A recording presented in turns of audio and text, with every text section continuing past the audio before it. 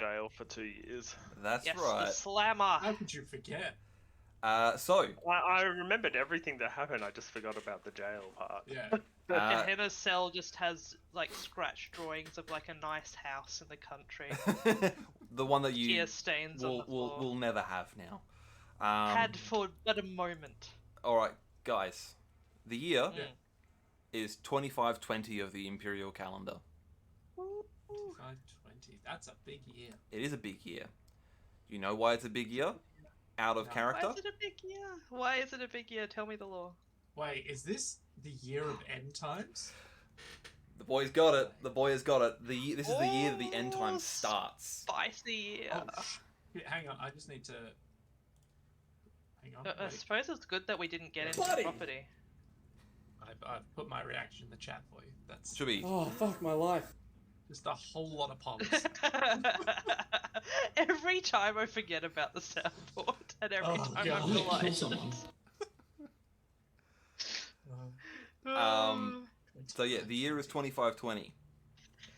Things haven't gotten bad yet, but you wouldn't know because you've been in prison for 2 years. Yeah. Everything's fine. So, you have been imprisoned in Munzen Keep, which is actually on the map. It is this thing here, Ooh. out here. Oh. Oh, yep.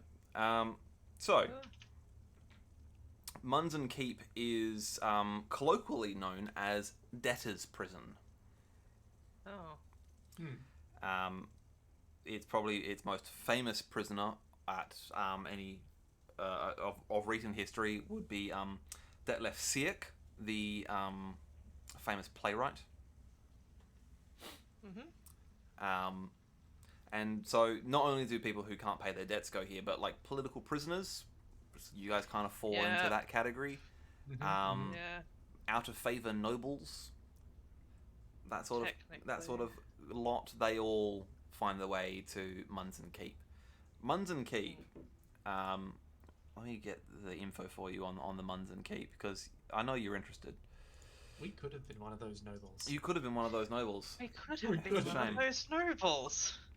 Right, so it is. It says here Let's this. be honest, we would have ended up here anyway. At some Yeah. point. That's not wrong. Literally, we get nobles, and then someone somewhere is like, but you know what? I wouldn't mind maybe going on a bit of a bender trying to spend all this How gold. about boat crimes? Yeah. Just could never help themselves. So, Yeah. the official description of Munzen Keep, and look, I'll give this to you freely because you've been here for a couple of years. You probably know this. This black and slit-windowed pile beyond the city walls is where Altdorf dumps its human refuse. Well. Munzen Keep is an infamous jail and an old fortification, and is home to debtors, murderers, revolutionaries, thieves, out-of-favour courtiers, and long-forgotten scapegoats. Those sentenced to a period of incarceration in the keep receive an identification number chalked upon a small cloth. The guard leaves them in a small cell with a group of fellow inmates for company until their sentence is complete. This keep employs only a small number of professional wardens. Governor Van Zandt finds it economical to offer the more enterprising and ambitious prisoners the opportunity to work off their debts by taking on the role of trustee. Officially, trustees earn their early release through cooking and cleaning. In truth, many of them are merely talented scammers and bullies who find favour with the wardens by extorting information and valuables from their fellow prisoners. This sounds like fun. Why are we rolling a D300, Steve? I'm prisoner 145. Oh, nice. Oh yeah. Nice. I just wanted to get a number. What Do it it. actually is didn't matter to me. Yeah, 074. Yeah. Go on, Steph, you may as well. I can probably actually... 288. I actually think I can roll for Alex. I think I'm actually that. Yeah. I think I can do that. It's gonna be really awkward if he's one of us. Uh, There's a 3 in 300 chance he could be one of us, though. That Wolf number's only gonna go up. Gang Vigma. Watch this. This is going to be hilarious.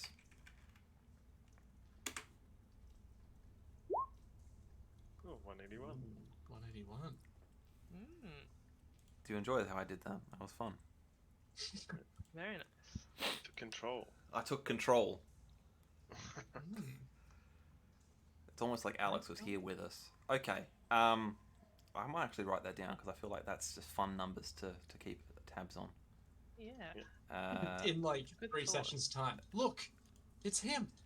181. Prisoner It's gonna be 181. 181. We meet again. I've forgotten the significance of this number. Oh, of course you would. Just the kind of thing you'd do. That is the wrong tab. I want Alex to. is just perpetually confused. It's like, why do they keep calling me 181? Of course. His memory was gone after those 2 years. I feel like he'd just be praying the entire time and like ministering to the other prisoners whether they liked it or not. Or his rage at Ulrich has turned him to the dark side. Unlikely. I feel like that's where Leon's gone. Because like He was like just minding his own supporting his business. family, and he was just there to guard some people, Yeah. and now he's in jail for 2 years. He's like, what the hell happened to me? So, Aw. a decent bit has happened in these 2 years. To you guys, you got thrown in jail. Yeah. F1. For those of you who are of a masculine make, your beards have grown out. If you had facial hair, it has grown larger. If you didn't, you now do. If you had little hair or no hair, or maybe just one long strip of hair down the middle of your head, for example, the rest of your hair has definitely grown in, and it's all getting quite relatively long for the gentleman. For Gehenna, I feel like your hair has gotten particularly unruly, I would say. Oh, definitely. Um, It was never ruly to begin with. it was never ruly to begin with.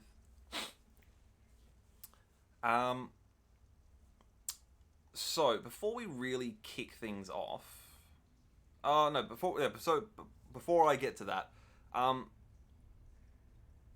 the two of you ended up becoming trustees during your time in the prison. One of them was Wolfgang, as some of the inmates actually requested that they had some sort of priest to take benedictions and take their confessions and whatnot. The other is Gehenna. Gehenna got to become a trustee because of her criminal connections. Yes. The man who she works for in Middenheim has a long reach, and it reaches into Munson Keep, and so he was able to ensure that Gehenna was made a trustee. Nice. So you and Wolfgang would have had slightly better rations than everyone else. Ability to move around the prison, whereas the other guys, not so much. You're kind of stuck in your cells for basically the entire 2 years. So, what I will say is, it's been 2 years, and we will consider that time period downtime. So you get 3 endeavors to do. Now, Oh my god, 3. 3 endeavors, but you are limited. There are certain endeavors that you cannot do. Okay. So, That makes sense. funnily enough, banking, Yep. commission, crafting, although I will make an exception if you say you wanted to craft some sort of improvised weapon and or moonshine. I could potentially make an exception there. Income, with the following exception, Gehenna can take an income endeavor if she wants to. Delightful. You can't do invent, and you can't do unusual learning. So no learning any extra talents whilst you're in prison, sorry.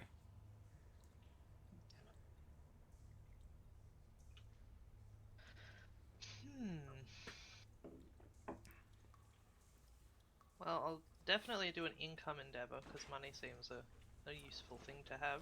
Indeed. So you're a brass 4? 5? Brass 4. Brass 4. Criminal. Very much so. You're on level 3 of your career? Yes, I believe so. Let me Excellent. check. Yeah, I'm pretty sure you are. Yeah, I think so. Okay.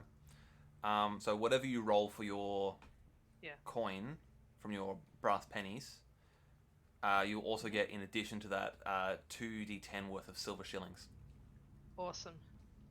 Can I imagine that did our money get taken away from us? Correct. When we got in?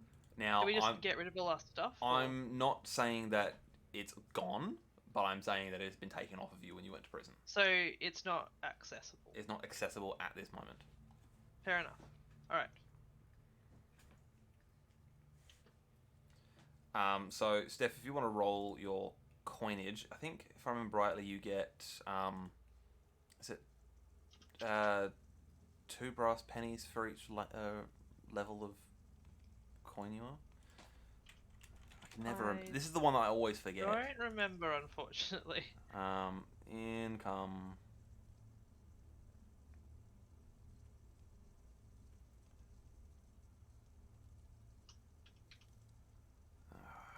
That's not that. Status. Earning money with status. Yeah, so 2d10 brass pennies per brass level, so you have 8d10 brass pennies worth. Plus 2d10 silver shillings. I'm gonna have to write this down. So... And then... Was it 2d10 silver shillings? That's correct, yep. Nice. Nice. Cool. Alright, so you did an income endeavor. I need to write this down as well, because that's going to be useful for me to know. Let's put a tab in here. Income. 16 shillings. 36 pennies. Okay. What other endeavors would you like to do, Steph? Now, which other ones did I have?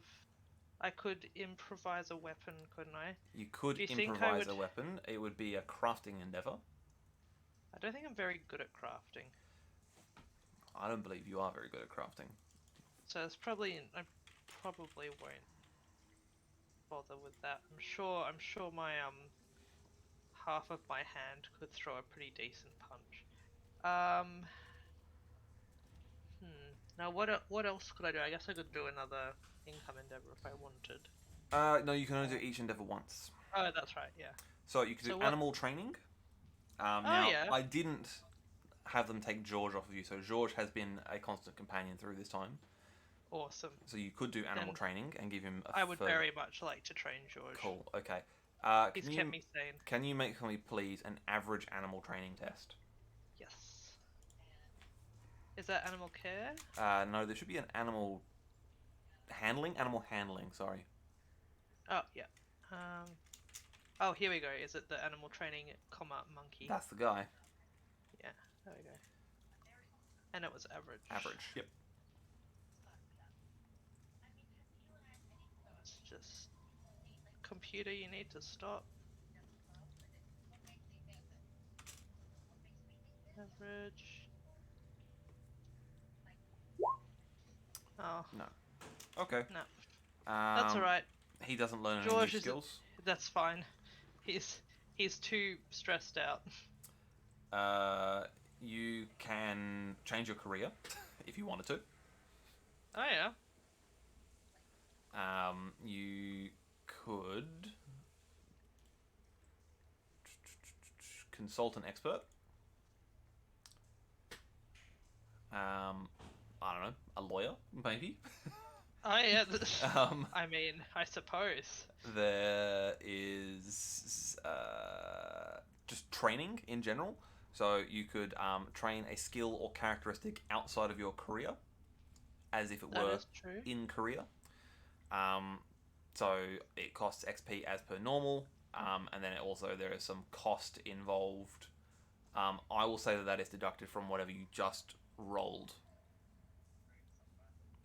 If you wanted to do a training. Alternatively, you are a rogue, so you can do a rogue specific one, which is study a mark. Might not necessarily be that useful in prison, but it's an option. Let's see.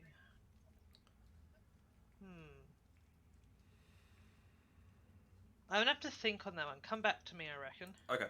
All right. Steve. Yes. Leon has 3 endeavors. Yeah. I'm still trying to figure out what I'm gonna do. Okay. In that case, I'm almost done, but yeah, just give me a sec. Olrock, as it is how I've just spelt your name.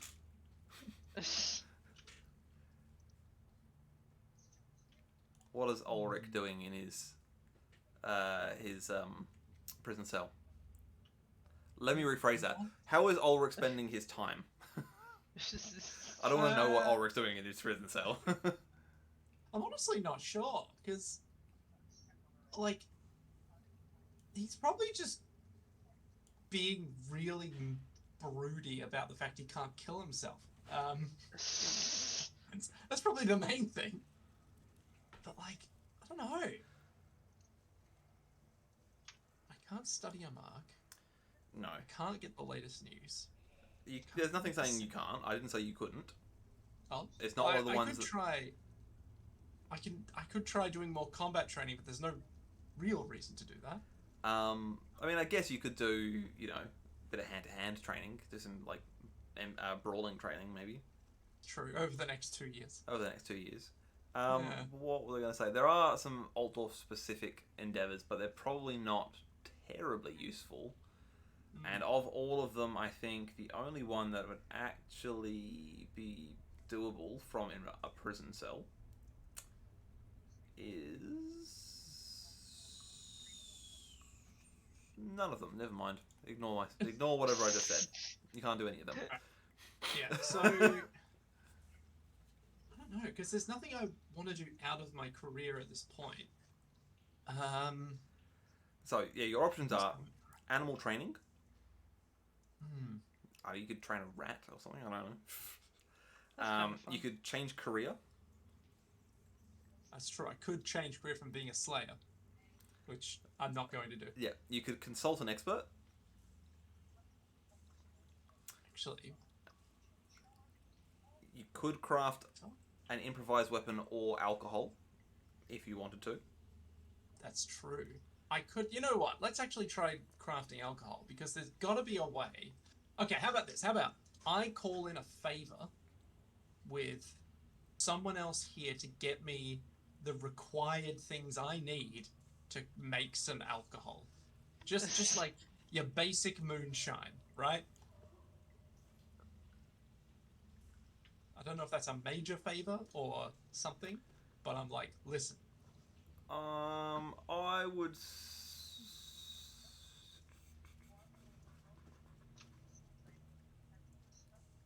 I think that might be a major favor, yeah.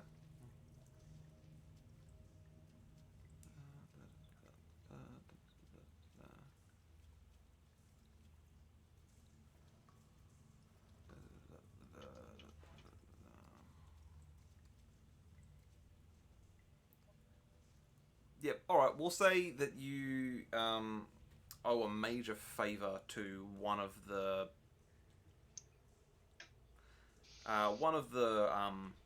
prison guards. Yeah. I have to do something like, please, laddie, I need something to drink. You wouldn't deprive a dwarf of what he can drink, would you? And then, eventually, after maybe a year of that. It finally works.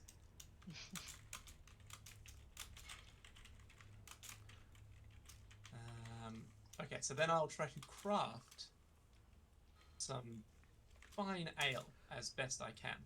It won't be ale. It's gonna be basically a rock gut liquor, Yeah, but it'll be like, alcohol. So it'll be a vodka without the distilling. yeah. Yeah.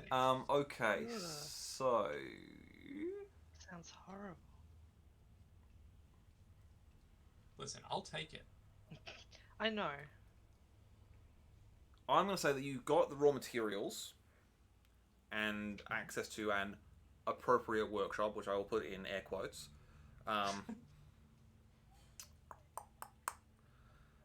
Do you have the correct trade skills to make alcohol? I think probably not. I don't think so. Okay. What, do you have any trade skills at all? I have Smith. So if it involves hitting something with a hammer, I could probably make something into what I need, but Okay, no I'm gonna way to say, make for me please a difficult intelligence check. Oh, you did not just say that. Okay. Is it even physically possible for me to pass this? It is technically possible for me to pass this. Oh. And yet. And yet. And yet. Okay, just quickly.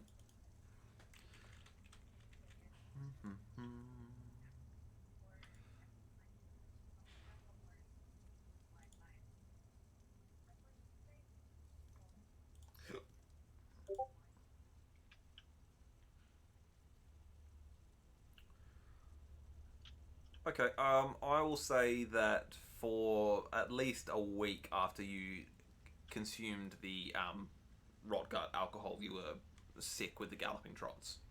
Oh. God damn it. Oh no. I'm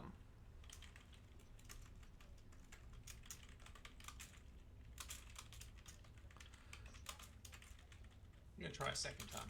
Can I do a second crafting endeavor? You can, but it can't be. Oh, can you? I don't think you can. I think you can only do each endeavor once. Let me double check that though. I'm fairly sure you. It's like a long time.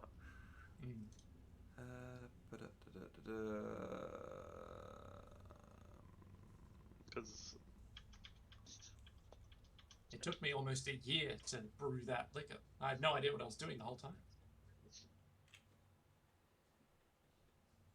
you've just finished as the game picks up and you're about to drink your batch, and who knows what's going to happen. Oh man. And then you get rot gut for the rest of the session. That's so distressing.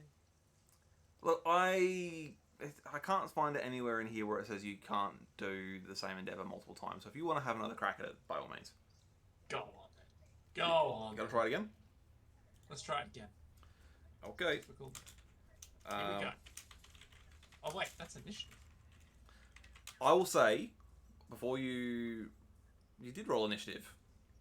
Yeah, let me try this again. Try it with intelligence. Okay, you got the same Well, result. Great. It's still terrible. So I'm gonna say, because you recognize what you did wrong last time, that you can try it as a challenging intelligence test the second time. I see what I did wrong. I didn't actually make it. I didn't use my brain. Well done.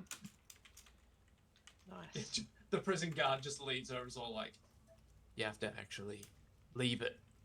You can't just put it in the bucket and then assume it'll turn into it.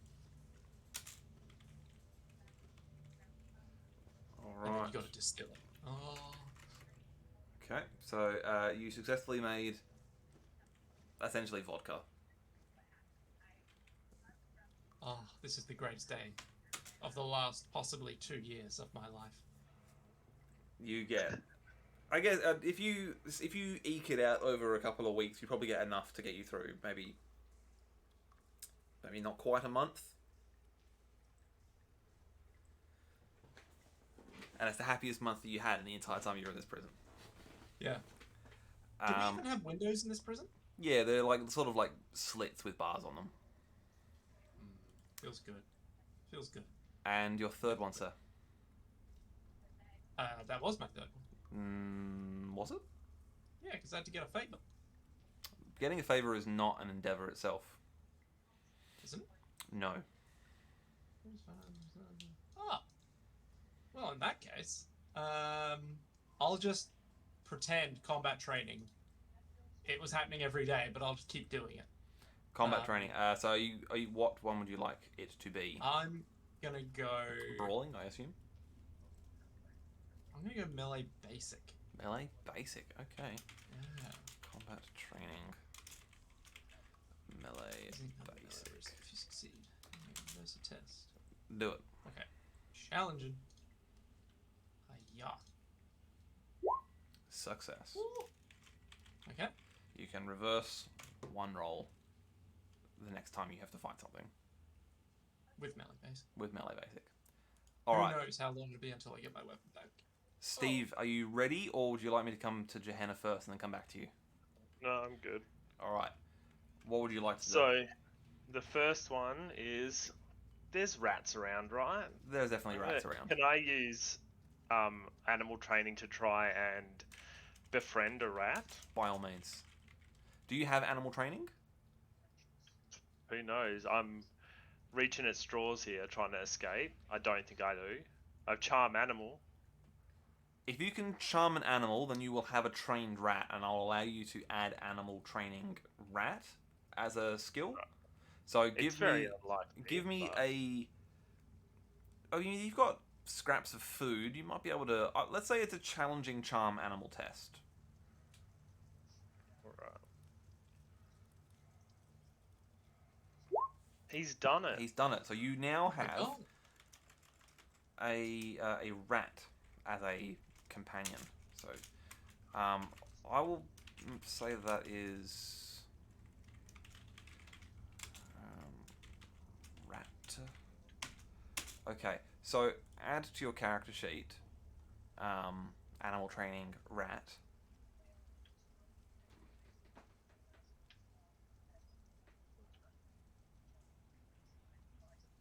Where's me? I'll just put it in here.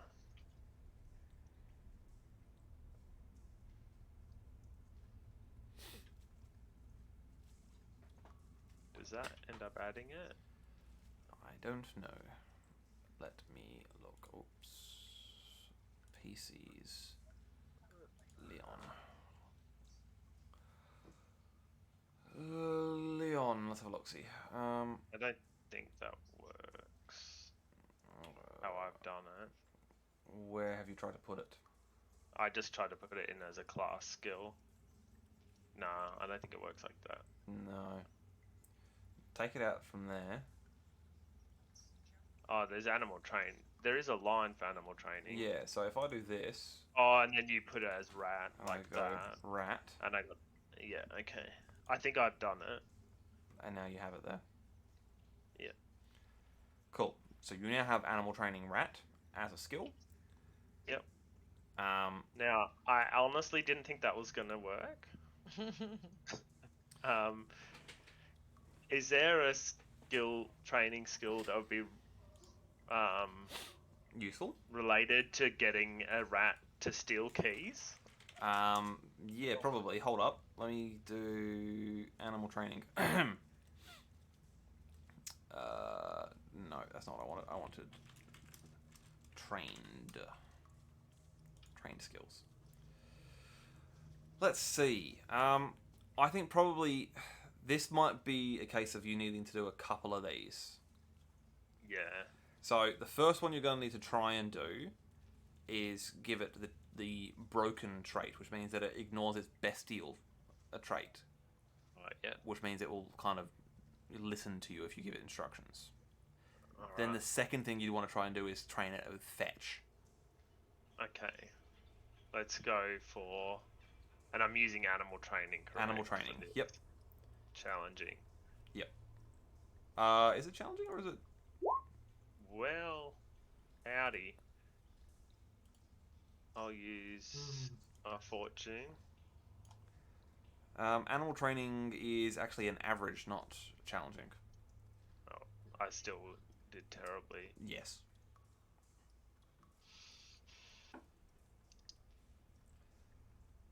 Does that work? Huh. Oh, snap. And that would have been even better because, as I said, it should be average. I added 20 as a bonus. Oh, right. Okay, I see. Because it's not doing it properly, so... But I can still add it. Yeah, cool. It's All not like doing the drop down. Okay, so you succeeded there. Success. It would help if I could spell. So what one would you want to do? Broken, I assume? Yeah, we'll do broken first. Great. So it is now broken. So it will ignore its bestial trait and it will follow basic instructions. Okay. Now, my last one, I'm going to go for fetch. Sure. Because I'm like, throughout the time I'm seeing results, I like keep at it. Otherwise, I would have been like, nah. Oh, maybe I get caught. And final one, animal training. Rat. Do I use? Nah. Fail. Okay. Well. So it's a marginal fail. Maybe I think I've succeeded, but then the rat just steals the keys and then leaves. Maybe you think or like drops them outside the cage and then comes in. it keeps But we fetching got through so like, much together. so what it does, it keeps fetching things, but it keeps fetching sticks that look like keys. Yeah. Or like things that are the right size but are just not keys. So he keeps coming back with like slivers of maybe a sliver of stone or like a stick or like a piece of rope, like a piece of string, that sort of length, but it doesn't seem to be able to grasp this concept of key just yet. Yeah. That is very adorable. Steve. Its name is Joseph. His name is Joseph. Yes! Excellent. I was going to say, George and Joseph. come up with a name for it. Jeez. I will create a character sheet for it after tonight's session, and you can have a pet rat. Excellent. Incredible. His name's Joseph for sure, and Yeah. now Leon is lost his mind and he only talks to Joseph. Oh. All right, Steph, what would you like to Yes, do? Your final. I would like to train picklock, if I may. You may. Is that one of your career skills, or is that a non-career skill? I don't know. Let us find out. You are an outlaw, correct? I sure Ripper. am. Outlaw. Yeehaw.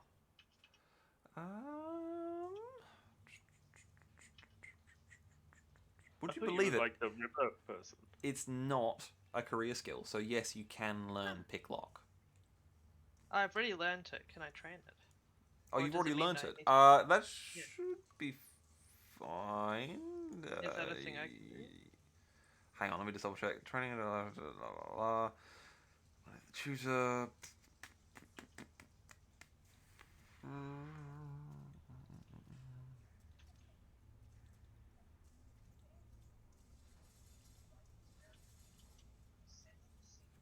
Yeah, that's fine.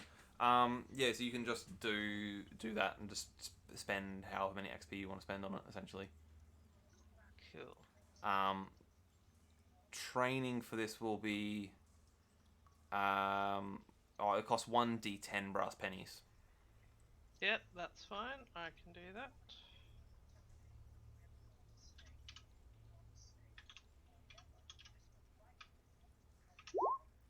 Seven brass pennies. Mm-hmm. Training, pick lock, and then yeah, you can spend whatever you want to spend your XP on that, and then we will worry about what Wolfgang does when I next speak to Alex.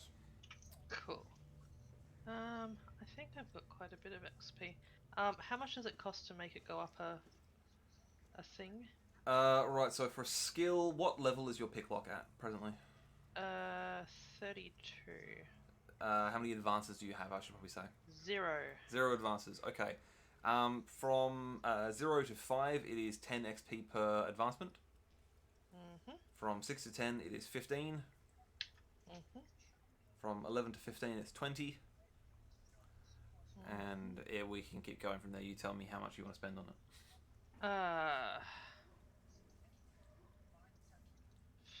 Hang on, I'm mathing. So it was 5 first, or was it 10 first? It's 10 first. And then 15. So 50.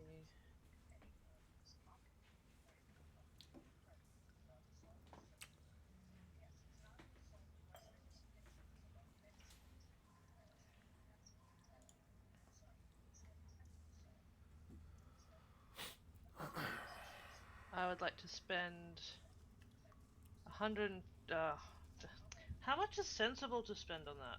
I don't know. How many advances would you like to put into it, do you think? I want to put 10 advances into it. 10 advances? Cool. 10 advances will be 50 plus an additional 65, so 115. If my math is right. 115? Did I say 65? I meant 75. 75 is right. So 125 total. 125, yes. My short term was escort the party to Altdorf and represent Middenheim to the Emperor. Yeah, yeah. You definitely that at least. You definitely succeeded in that. So you can complete your short term goal. That's fine. Which is 50, isn't it? It's 50. That's correct. Yeah. Okay. So can I set my new one as escape or get out of prison, or are we going to be getting out? You're going to be getting out now, so okay. I won't do that. Yeah. No, leave it just in case we get in prison again. Yeah. So one final thing has occurred during your time in prison. One of the other inmates is actually known to Gehenna. Steph, in your journal, you shall have a new person show up under, I think, Adventure 10, I think is what I've called it. Mm-hmm. Let's take a look here.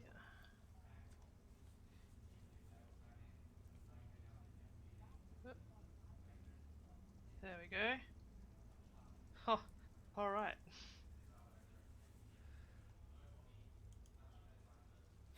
Hell yeah. Hell yeah. Do you enjoy the name of the captain? I enjoy it so much. It's great. So this individual is someone that Steph Gehenna, I should say, used to serve with back when she was a pirate. And he had managed to connive his way into also becoming a trustee as well. So the two of you cross paths fairly regularly. Excellent. And he had heard through pathways unknown that someone representing the von Eckstein family was seeking an adventuring party for an undisclosed job. But there is also a reference in this job to danger pay, suggesting that it's a fairly lucrative job. Alright. Do with that information what you will. Interesting. I shall do with that information. I imagine I can get around to see everyone else, since I'm more mobile. Yes. Now 7 minutes of airtime once every 2 months. I'm a busy man. We have been basically in solitary confinement for 2 years. No, you've not been in solitary. You are in cells with other people. Ah, okay. Whether or not you were, like, any of you guys were in cells together, I'll leave up to your own imaginations. But yeah, you were sharing cells with other people, definitely.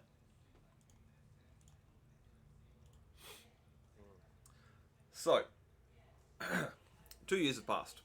I'm gonna say, sorry. Yep. I reckon Ulrich and I were in the same cell. Yep. And I hated Ulrich. Like, Leon hated Ulrich for what he's done, and we got into fights multiple times. and now we're like best buds because we've been like fighting each other and beating each other up, and then we got respect for each other, and we're hanging out. We don't have any choice but to hang out with each other, and eventually we start getting along. I was Or trying at to least, I was trying to make alcohol for you the whole time that I was definitely going to share. yes. I just didn't make enough. That's clearly. After you dropped your guts after trying the first batch, I was not having it.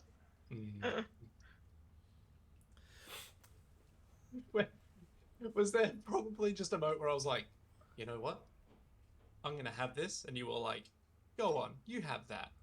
And then like 2 days later, you're like, I fucking knew it. Fucking knew it.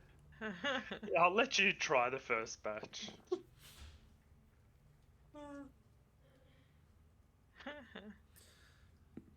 Alright, sorry about that. So, no, you're right. So Oh man. the sun is rising. It is a cool winter's morn as the sunlight creeps in through your cell windows, and the two of you, Ulrich and Leon, are woken to hear a rattling at the cell door. Now, this isn't that unusual. You normally get fed just after dawn for your morning slop, but this seems different. Normally, they just push 2 bowls in under the door. Don't really care if it spills or not, and then they're on their way. But it sounds like someone is fiddling with the lock.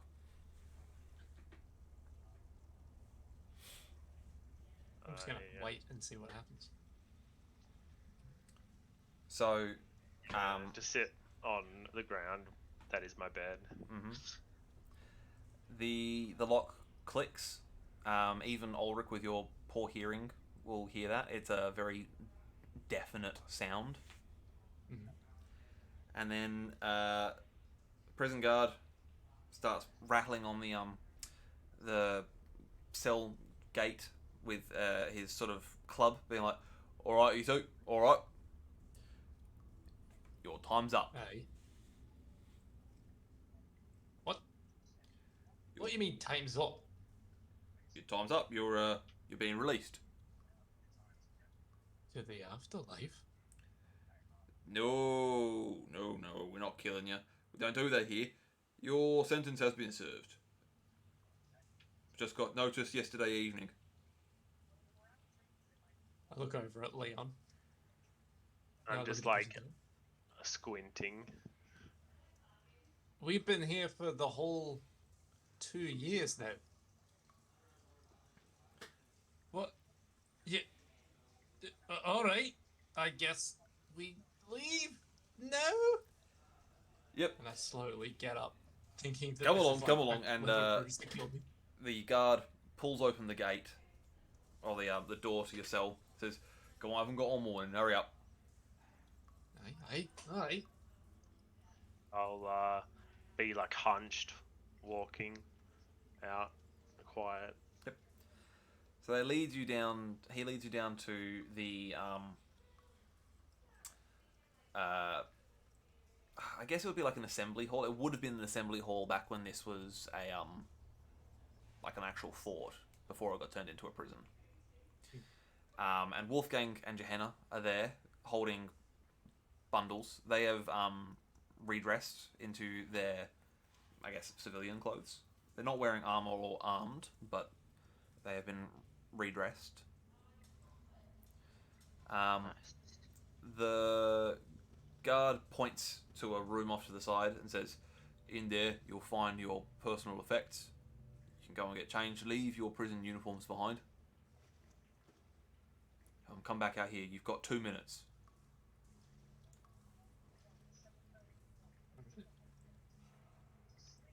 Grab my personal effects.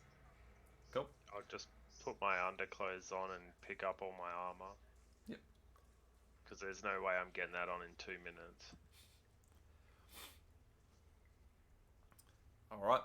So the four of you are standing there, all looking somewhat worse for wear. Mm-hmm.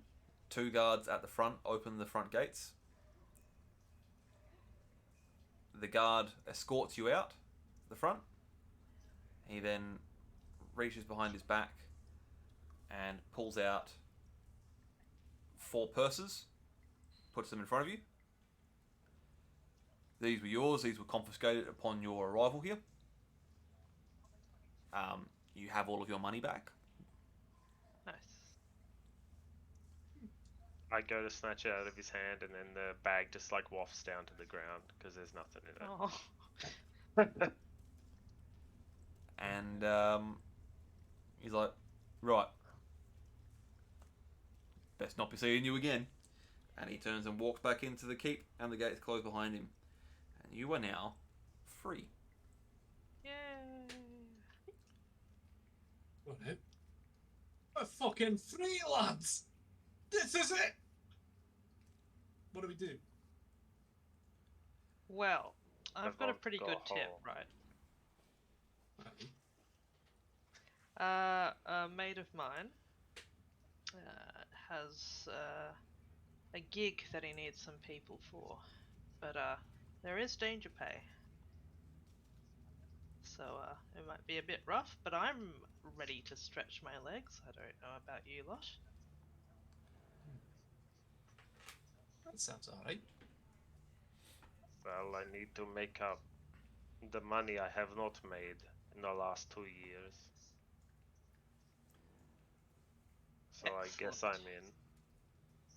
in. Wonderful. It's like having everyone back together. I'm gonna Hey. have another look at this job. Where does it say to meet? Where is the location? So all you know is that it is a representative for the von Eckstein family. So you might have to ask around to find out where the von Ecksteins live. Excellent. The first thing I would like is a room that has a bed and a bath and a drink. I would also like this, but unfortunately I have no money. That is alright. I will buy you a room with a bed, a bath, and a drink. This is great news. As you are about to head out, you hear a holler from behind you. Oh, you there. One thing I just forgot. And he hands over an envelope to Wolfgang.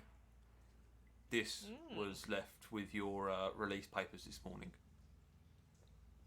Be seeing you. Wolfgang opens it, Johanna, as you are present, and can now read. You read over his shoulder. Yes. Yes, I absolutely do. Yep. So you read over his shoulder, and it is a note. Thank you. From let's see. Oh, it is a somewhat scrumpled. That's a new word. Crumpled. Letter. Oh. From Graf Boris Todbringer. Officially requesting your release. And the date that is listed on it was a year ago. Oh. Ooh. Sounds about right. Oh no. And there is a postscript on there stating that you are, upon your release, you are to return to Wolf Hall. Well, yeah, let's do that. Oh. I can't believe they didn't release us on time. They can. Yeah. To be fair, the same would happen in Middenheim, so I can't complain too much.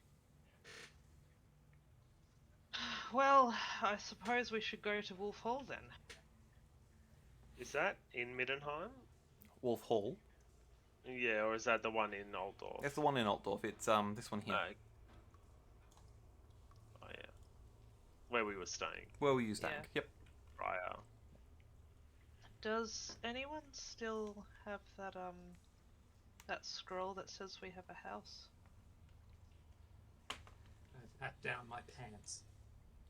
I don't think I had it, but I might have had it. Wolfgang? I think Wolfgang had it. I don't know if it was turned in with our gear and whether it's still there or not. This is a question. Let me have a look and see if Wolfgang, or I'm Alex, sure I he should had say, it. put it down as a possession. If he's written it down, Oh, then I don't know if he would have done that, but Uh-oh. he definitely had it when we got arrested. Yep. Yeah, you are right. He definitely had it when you were arrested. It's not there now, though. Oh!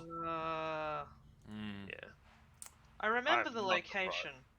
I'm gonna go and find whoever's there. You're gonna go find it. I'm gonna walk there and find it myself. I'm gonna walk there and take my house back.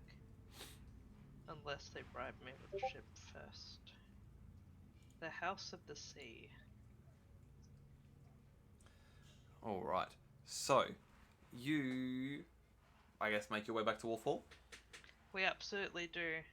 Alright. Oh, yeah. You knock on the door, and Helga. It was Helga, wasn't it? I'm pretty sure it was Helga.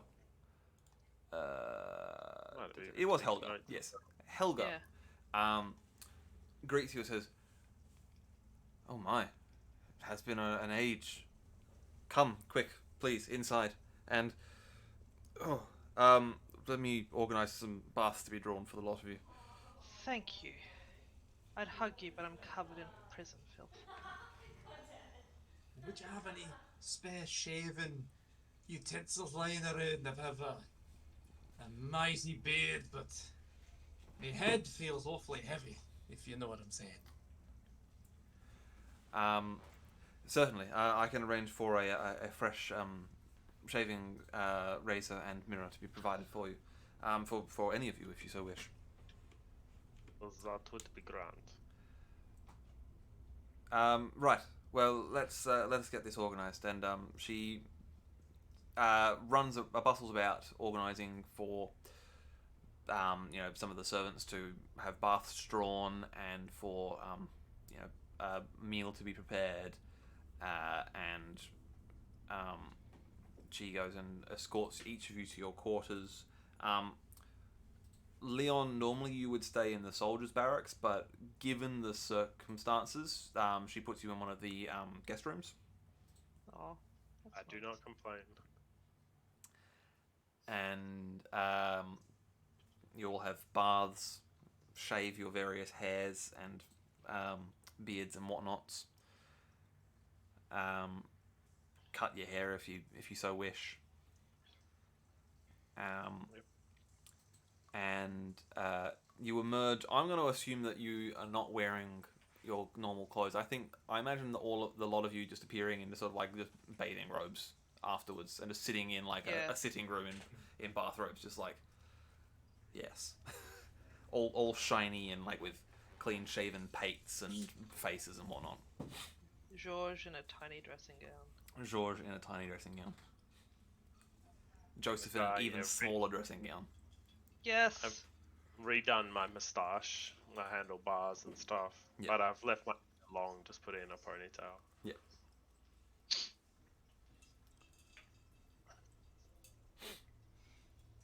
As Ulrich re-greased his mohawk back up. You absolutely fucking know he has. Yeah. There's no doubt it is one of the first things he has to do. Lest his shame last any longer. Alright, so whilst you're there and all sort of just sitting in this sitting room, there's some chilled wine and ale Oh, hell and yeah. some food, and this is the best food and ale you've had in 2 years. There is a large amount of mail brought in by Helga. Oh, Um, that must be mail for us. and there appears to be something for everyone. There was quite a few letters from the Graph, basically going into like, why were you arrested? Helga obviously has corresponded back and has given the reason, and he's like, I can't believe Ulrich did this, but also I can kind of believe Ulrich did this. Yeah. These guys are, heroes of the state of Middenheim, so they need to be released into my custody. And you can see that these have all been date stamped, or like time stamped, to probably not long after you were first incarcerated, maybe like a month or so. And then there's even further discourse just back and forth, and Helga sort of confirmed some of this, is that he sent the letter for an official pardon. This was approved by the Imperial Palace, and then it just sat in some sort of bureaucratic quagmire for well over a year, until it was found on some junior undersecretary's desk, buried under his lunch, and eventually made its way through all the proper channels to see your release only the better part of a year and 3/4 too late. God damn it. Brilliant. One of the other letters, there's actually a couple of letters for Leon. One is from his parents. Can somebody read this for me? Yes. And the letter basically said that they received the goods that you had purchased during the last session, as the Crown had them sent to Middenheim during your sentence. Oh, that's good. And that they had somewhat helped to alleviate their financial situation. Yeah. Until my father just bets it again.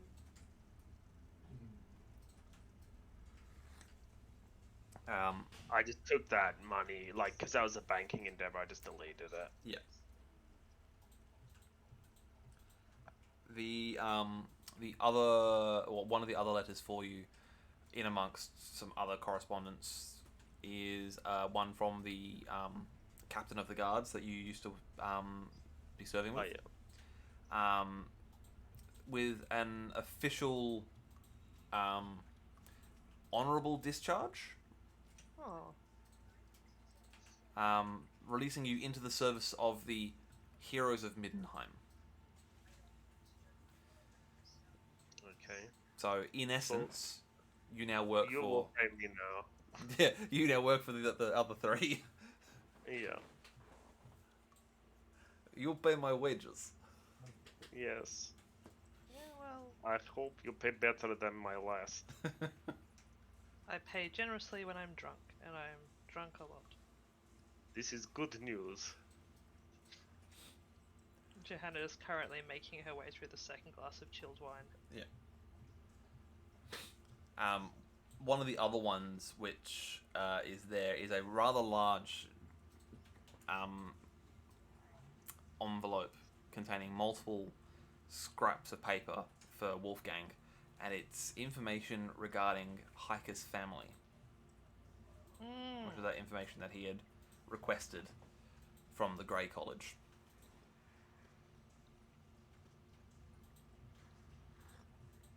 The main takeaway from that he reads is that her family is based in the city of the town of Bogenhofen. Of Bogenhofen. Hang on, I'll share it in the. Okay. I'll share it. Hey man, how you going? Just going down fucking Bogenhofen. Is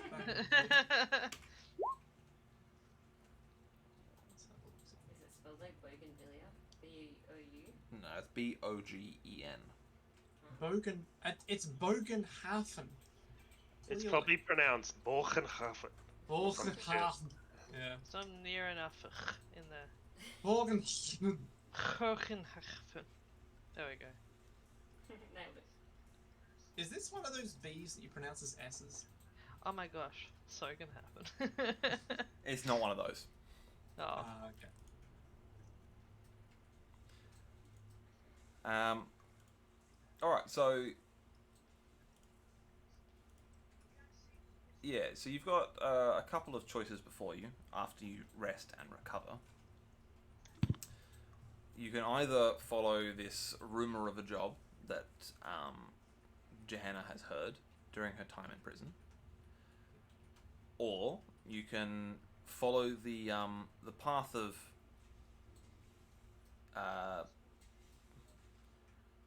honor, if that's the right word. I don't know, and try and find Hiker's family to let her know of her passing.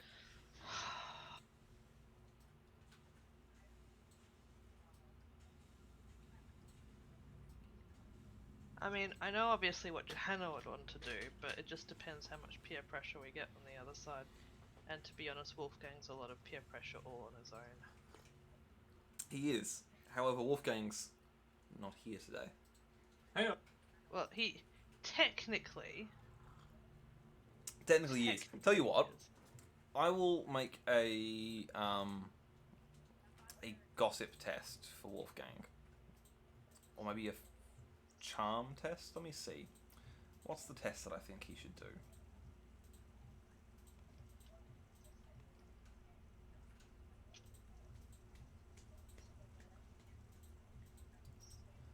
Yeah, I think he's going to try and do a charm test to convince you of the sense of following the path of informing Hiker's family of her passing.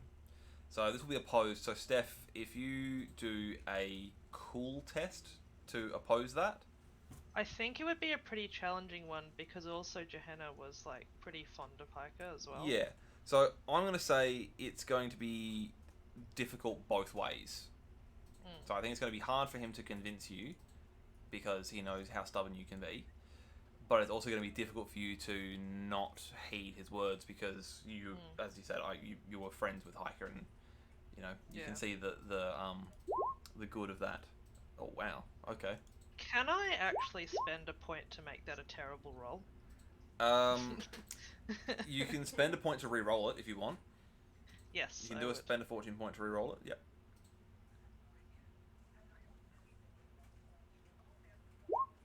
That's more like it. Cool. Okay. Nice. Alright. Well,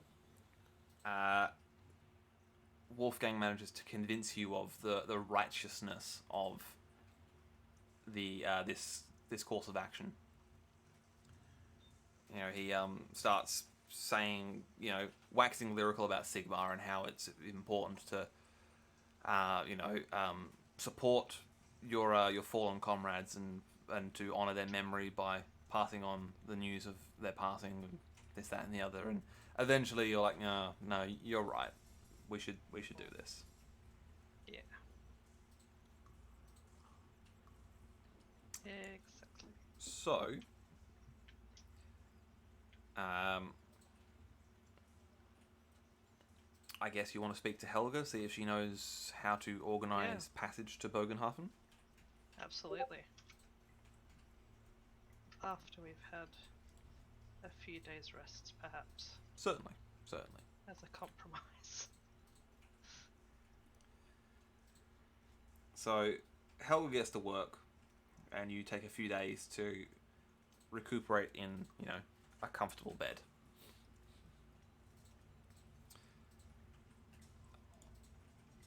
So, dropping frames apparently. Interesting. Not. the sanctity of the stream. No, I don't think it's you, Lisa. I think it's just that it was doing it before you started playing, so it's all good. Yeah, I'm not playing online with anyone, so. No, it's fine. Alright, so a couple of days pass. Helga comes back to you saying that she's heard of an individual who has a boat who can take you downriver to Bogenhafen, which You rests had me on at boat. the river Bogen, as it were. Ah. Excellent. So the boat in question is called the Berabelli. Like this. Put it in chat for you.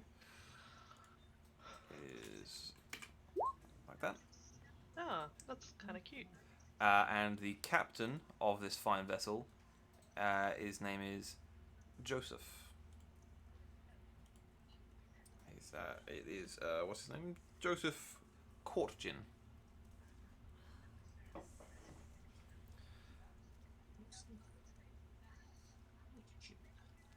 Excellent. Ah, we'll have to call him, I assume, Humid Joseph, because we already got a Joseph. Obviously. I have not shared that I have a Joseph. Okay, well then, we won't have to call him Human Joseph, because we don't know. I mean, Ulrich probably does. No one knows why. I'll just Yeah. kind of be silent the whole time, be like, I'm not going to give up the secret. I ain't no snitch. Just giggle every time. Yeah. And you can find Joseph at. My pants. I mean, That's exactly right. That's not what I wanted to do. No, don't do that. Ah! Right, I'll be right back. Okay, that's fine. That gives me time to find the thing that I should have prepared and didn't. Just terrible. How unprofessional. Oops, hang on. It's that one.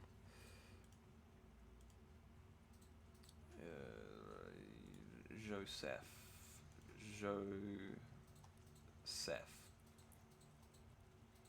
You can find Joseph at the Boatman Inn, which is on the Street of 100 Taverns.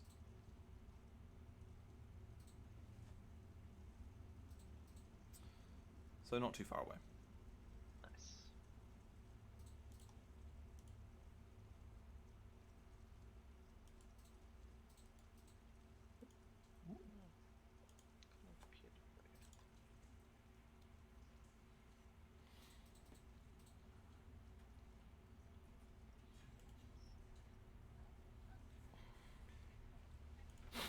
We'll wait for Nick to rejoin us.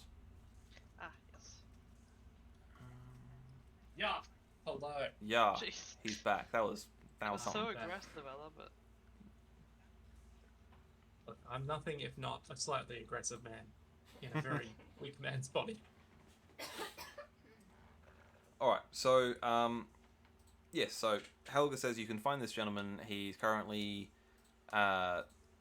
residing in between jobs at the Boatman Inn, which is down towards the riverside end of the Street of 100 Taverns. Alrighty. Now that we're all fed and rested, I think it's time for an expedition. Mm-hmm. All right. So I will follow. Do we have to Here we cross the go. bridge? you do not have to cross a bridge. Huzzah! The Street of 100 Taverns is here. Ah, excellent. So on the side of the city that you are on. Awesome. Alright, so you make your way down to the far end of the Street of 100 Taverns and find the Boatman Inn. It is small, a little rundown, but has warm, inviting lights on in the windows, and as a patron stumbles out, you hear a very welcoming sort of hubbub of noise inside. Just like being in any tavern you've been in before. We'll put the Altdorf music back on now so that you're out of prison. Yay! We can stop having sewer music.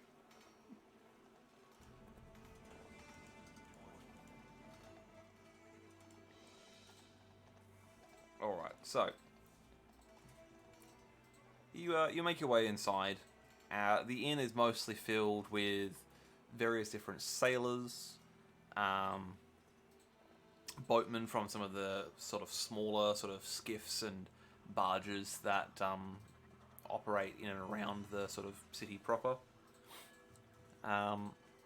And if you were to speak to someone at the bar, they would be able to point out Joseph to you.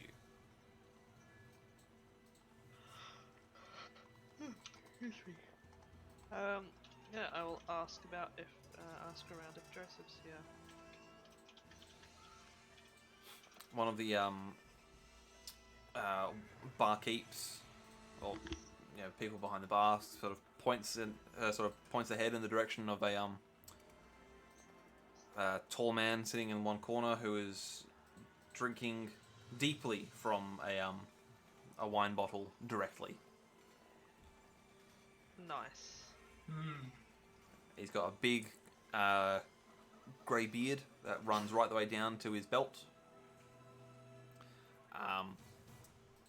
And from what you can tell, he looks to be a muscular man gone to seed a little bit.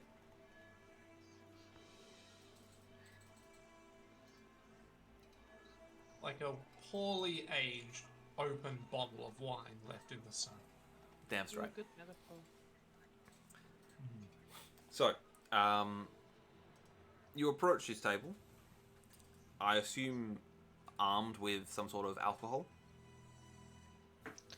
Always. some sort of libations. Always. Or at the least the promise of such things. And Joseph looks up at you and says, "Hello, hello, and Tal bless each and every one of you on this fine evening. What brings you to my table?" We're looking for passage, and we hear you have a particularly fine boat. Ah, you said a nice thing about my ship, and so that means you get a seat at my table. Please, join me. Excellent. And I'll plunk down my beer and an additional beer I had brought with me in front of him. So he looks like the sort of man to mix drinks. You know it. He takes a swig of his wine, puts it down, picks up the beer, takes a swig of that, then puts it down next to the bottle of wine again. Absolute legend. I like this guy. Aye, the Berabelli. What a fine vessel she is. Have you clapped eyes on her? No, heard only rumours. Would love to do so. Well, you keep making talk the way you are about her, and I'll definitely allow you to That's it. clasp eyes upon this ship. Nothing I like better than complimenting a fine ship. So, where are you headed?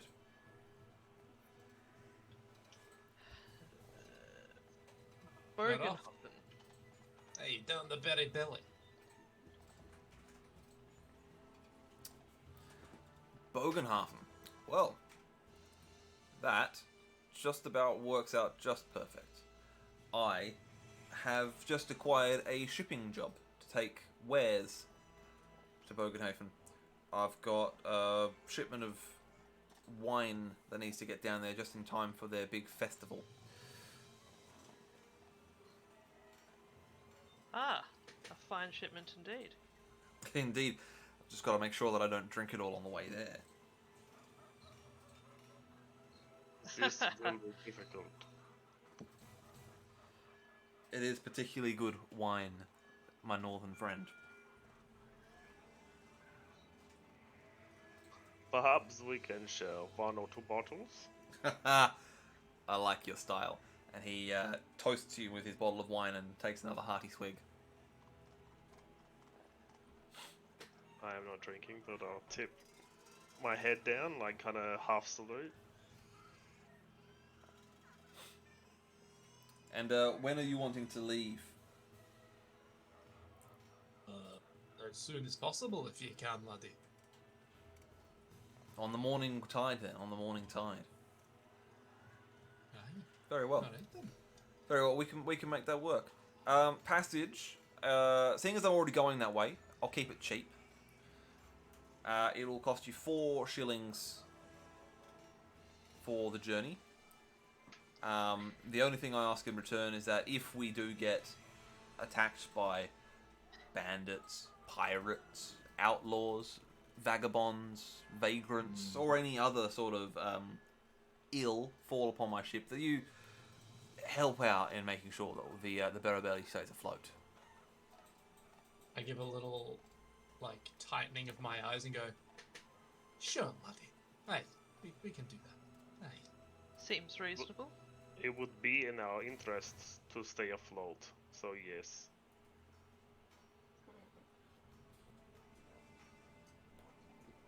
Alright. Well, I'll take half up front now, and I'll take the other half upon arrival at Bogenhafen. Very good. Very man. well. Hey. So that will be I'll 2 shillings each. I'll hand over 4 shillings on behalf of Leon. Cool. Appreciated. Johanna And, maybe feels a bit guilty that he got lumped in with the rest of us criminals. Sent I'll to hand over jail. 2 shillings. If you would just step this way, and he gets up, sways a little bit, and then This sort of way. shakes his head and goes, "Alright, follow me." He leads you back out the front and walks down to the very end of the street, right next to the pier here, like right on the edge here. And he says, "You see, last pier on the end here, heading down this way."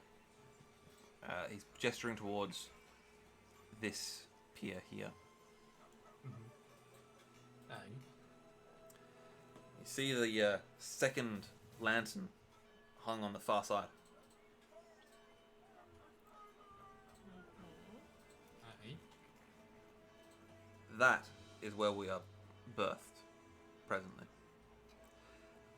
Can't really tell in this gloom, but if you make your way there by dawn tomorrow, the Berabelli will be waiting for you, as will I, and my crew. Wonderful. We shall see you then. Alright. Very well. Dawn.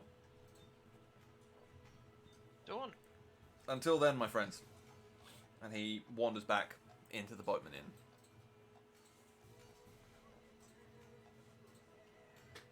Question. Shoot. When I was arrested, I was loaning a halberd, Mm-hmm. and I'm sure it went into the jail with me for 2 years. Did they ask for it back, or have they forgotten about it? I think they may have forgotten about it. Grand. Isn't it just? At least I gained a halberd for 2 years of incarceration. Don't know if it was worth it, but The hell of an effort to go through. Alright, so... I assume you go back, sleep the night, make your preparations. Mm-hmm. Alright, so the following morning finds you as the sun rises on the dock, ready to board the Berabelli. Very much so. I think I don't know. I'm like, do I wear my armor on a boat? Because if I get thrown overboard, if something happens, I will not swim very well. Mm-hmm. Let's see. I want to quickly check to see if there is anything for seasickness. Nausea.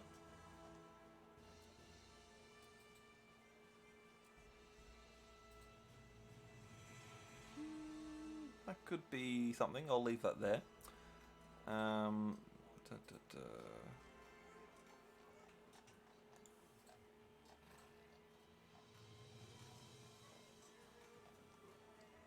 Steph, does Johanna have the sea legs skill? Oh, sorry, sea legs talent. I would hope so. Let's find out. I don't know how to see legs. No, somehow. Okay. Maybe it wore off. All right, that's fine. So, we'll come back to that. For the time being, you are introduced to the crew. Their names are. There's only there's, I guess technically 3 other people on this ship. There are the 2 crew members who are both boat hands, Walmar and Gilda, and they have a baby daughter whose name is Elsa. So Elsa's not doing a great deal to help on the ship, obviously, being a small child. Walmart and what? Gilda.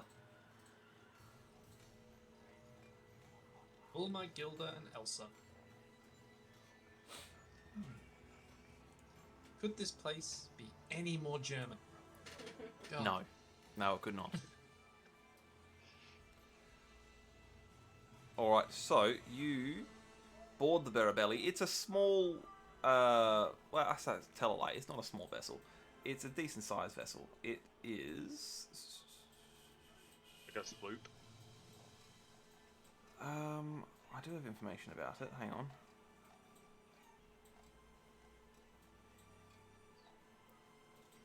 I thought I had information about the Barabelli, but maybe I don't. Hang on.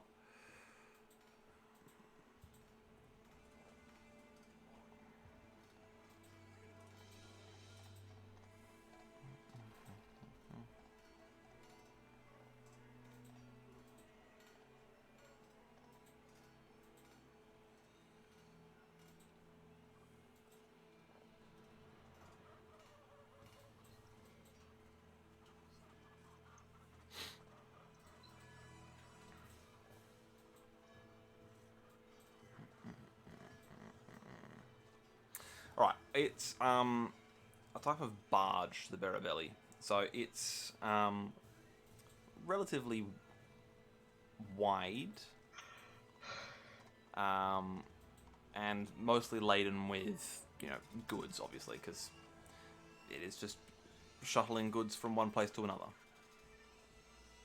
I thought I had more info on the ship, but apparently I don't, which is disappointing. But that's okay. I will try and come up with how the ship looks later. So, you...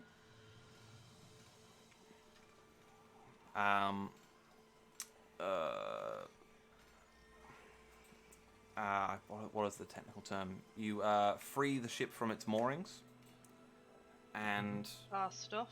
you cast off, and you head out into the Reich, which is the main river running through here.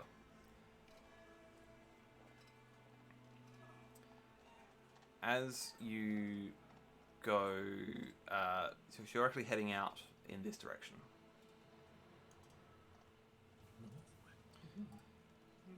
So,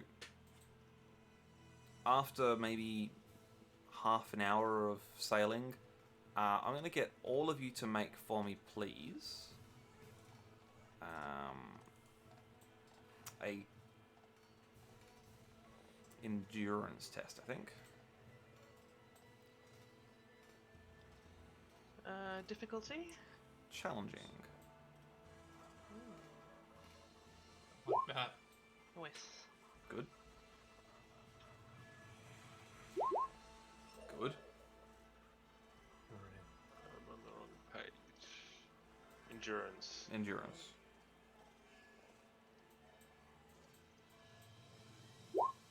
Very good. I should probably do one for Wolfgang. Do I have his character sheet still open? I do.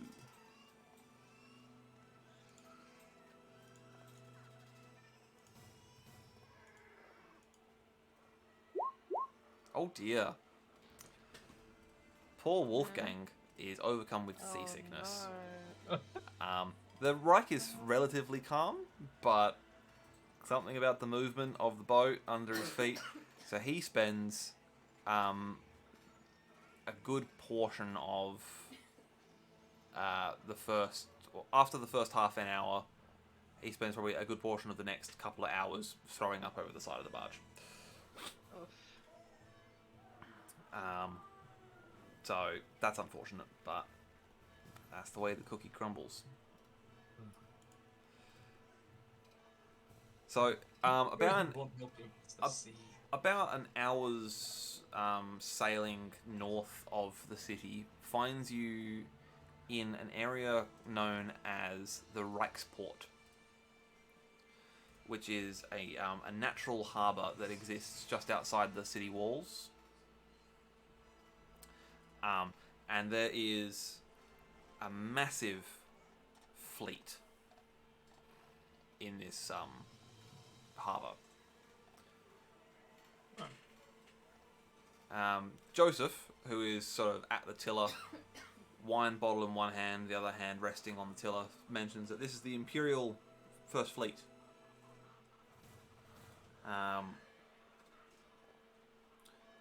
They, whilst technically the first fleet of the navy of the Empire, it has never left this harbour. It has never been out to sea.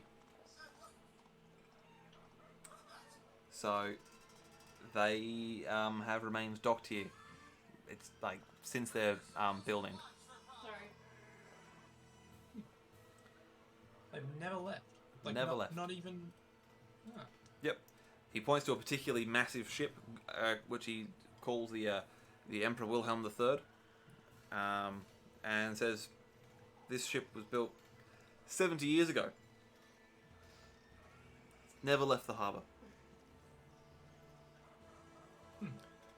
And on the far edge of the Reichsport, he points to another couple of large ships which have a sort of grim appearance to them. He says, "Those there, they're prison hulks." And, well, Don't mention that. fair enough. Not a problem.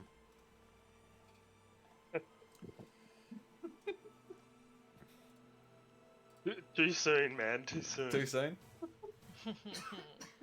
And he then... Still smell the prison on me. So from there he steers the Barabelli towards a canal that branches off. And I do apologise. I said you were going up this way, but you are, in fact... So I said you were coming up this way, but I was wrong. You're actually coming down this way. I do apologise. That's all good. And then you take because if you can kind of almost see on the map, if you scroll right down, it's just under the border. That there is the Reichsport. You can kind of just see some ships in the canal there. Oh. So that's the Reichsport all the way down there. Cool. So you make your way through the Reichsport and then turn ever so slightly more due south and enter what is known as the Weißbruck Canal.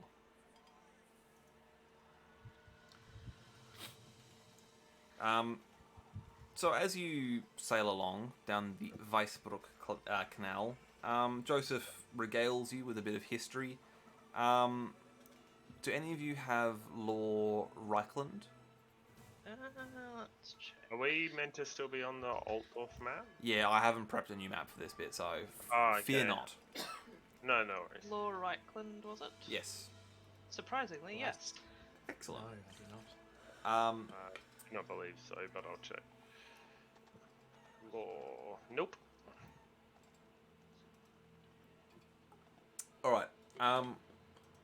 Steph, make for me an average Lore Reichland test, and you'll basically be able to confirm what Joseph is telling you, so that you know that it's not just porcupines if you pass this. Yay! You do. He informs you that the Weißbruck Canal runs from here to the River Bogan, and there are a couple of small towns built along the edge where there used to be, or and still are, a series of locks to allow the movement of barges down. Pardon me, down along the canal. Now, this canal is relatively narrow, so for a few parts, the Berabelli has to sort of heave to one side and allow smaller barges to come through the other way. There is a toll that is paid at the first of the locks, and that gets you passage through the rest of the canal, so you don't have to pay at each of the locks. There's a couple of locks along the canal. It is 2 gold crowns, but Joseph says, "Hey, fear not, I already have to go this way, so I will stamp the fee for our passage through these locks. Not a problem." Ah, thank you. So, you continue along down the canal. This first day is fairly uneventful. You go through a couple of locks. As you are approaching the second lock, which Joseph tells you there is a village called Hartsklein that is attached to where the lock is. Can I get each of you to make for me an average perception check? Oh no.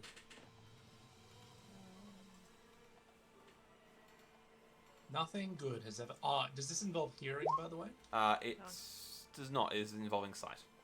Oh wow. Okay. I can see everything. You can see everything. Ulrich, Well, however, who was cannot. going?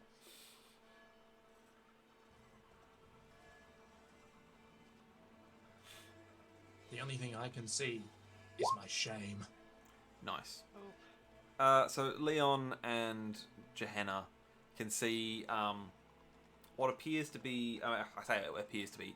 It is. It's a fairly narrow canal, and you're not really that far away from the side of the canal. You can see a party of wardens riding into this town.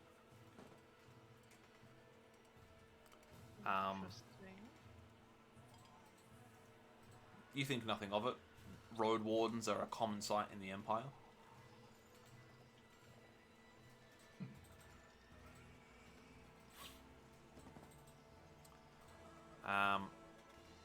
As you actually enter the lock proper and are waiting for the gates to open and the water to level out so you can progress through, the group of wardens pull up alongside as they're looking to cross to the other side once the lock gates have closed again. And Joseph calls out to them and says, "Ah, wardens, fine day to you all. Sigma praise." And one of them shouts back, "Ah, indeed. Praise be to Sigma." And Joseph raises his bottle to them, takes a swig, and says, "What business have you out here today?" And the lead warden says, "Oh, we've been sent out to one of the outlying towns. There's been word of some prisoners having escaped from Munson Keep."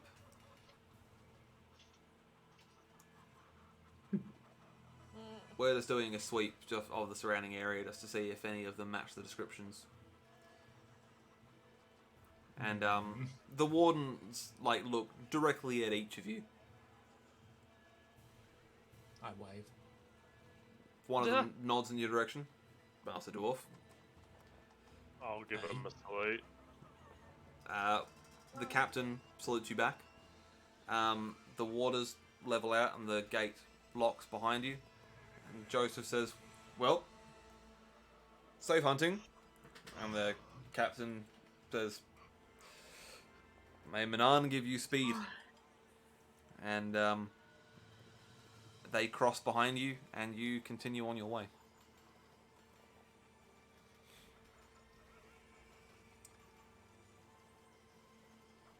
The canal is... So it's 60 miles long, so it takes you basically 2 days worth of travel down this canal to get to the far end. Sorry, my apologies. 3 days.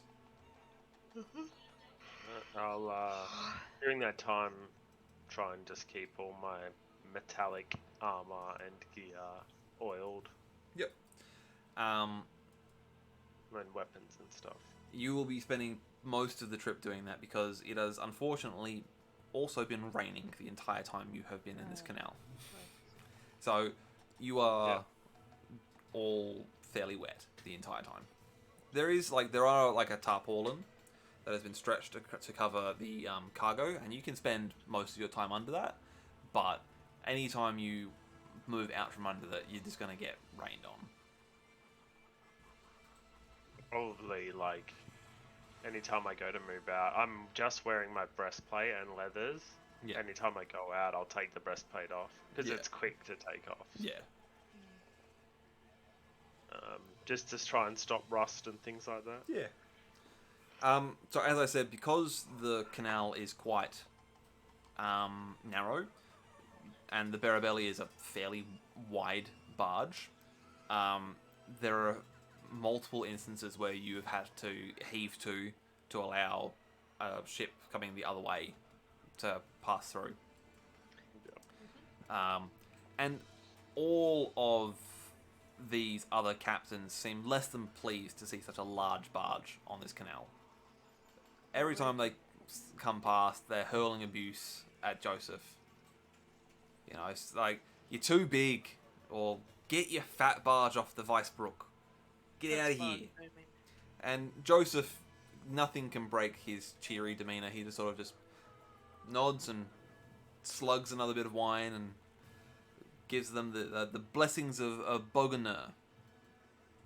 You are quite popular, Joseph. You're not wrong, my friend. You're not wrong. And he offers you a slug of his wine. I will take it. Pass it back. It's quite good. Yes, this is very good. You are not lying. It is a good vintage, this one. Got to try and keep out of the other good vintage that I've got to sell when I get to Bogenhafen. So I made sure to stock up on equally as good a vintage for my own personal use. For medicinal purposes, obviously. Yes, it calms the nerves. What nerves are there to be had? I've got the river under my feet. I've got the god of the river Bogan at my side. Fine companions on a pleasant journey. Spot of rain to keep the sun off. It's a good day to be alive. I mean, you're not wrong. It beats prison. I mean, what?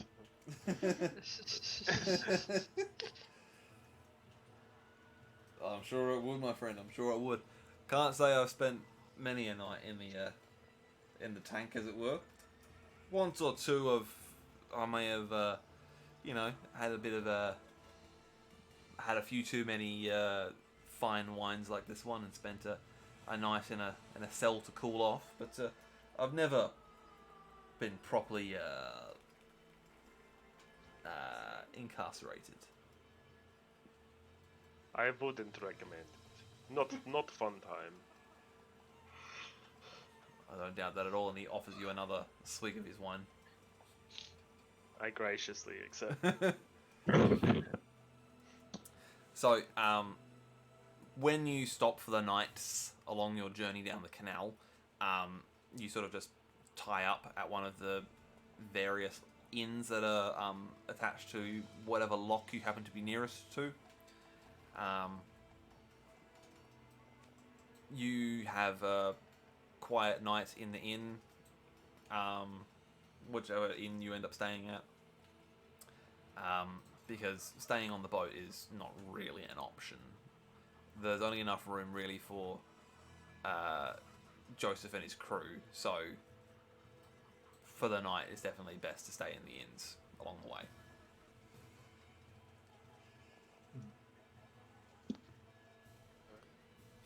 So they're all fairly cheap, so if you mark off an additional, I don't know, let's say an additional shilling total for the inns stayed at along the route to Weisbrook. Fair. Hello. It has been noted. Excellent. So, at the end of the third day, you find yourself here.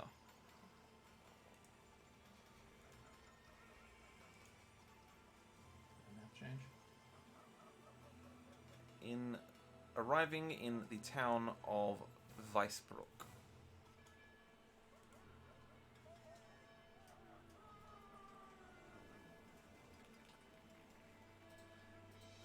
So you will have come down the Weisbrook Canal, and you find yourself mooring at one of the jetties. Funnily enough, the Berabelli is on this map, so that's where you will have moored for the evening.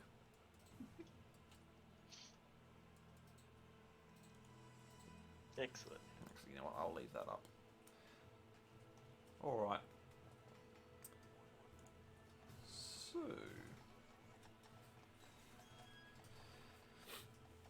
So this part of the water here where you are docked is the River Bogan.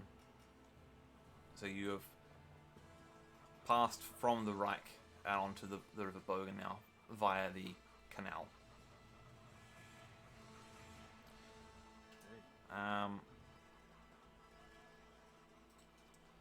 So as you are, you've done this a few nights now, and obviously Johanna, you were probably an old hand at this. As you are tying up the barge for the night, can I get you all to make for me some further perception checks, please? Bridge again? I'm going to say this time they're going to be challenging. It's hard me. to see. Excellent, excellent. Marginally.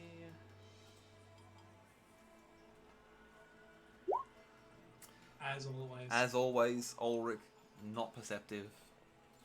Can't see over the crowd, that's the problem. Johanna and Leon, you both notice a sort of the silhouette of a man standing inside a deep doorway to an inn that is facing off of the dock that you've just moored at.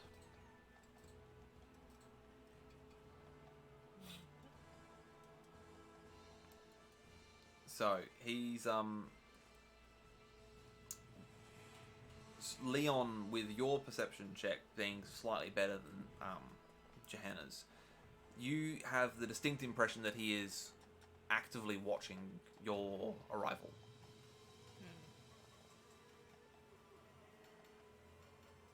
There's also there is man watching. Do you know this? That one over there. Is there? And he looks where you're pointing, and as he turns to look, the man disappears inside the inn. Well, don't see anyone out there. He went to Well. the inn nearby. Well, I mean, you're more than welcome to go and have a look. Maybe he knows you guys from somewhere. Should say. Not me. Unless he is from Middenheim, perhaps. Will he do the fandango? I see a little silhouette of and then my head since you said that. All right, I'm gonna head over that way. Cool. I'll give the other 4 shillings owed. Was that at the black gold? Was it? Yes.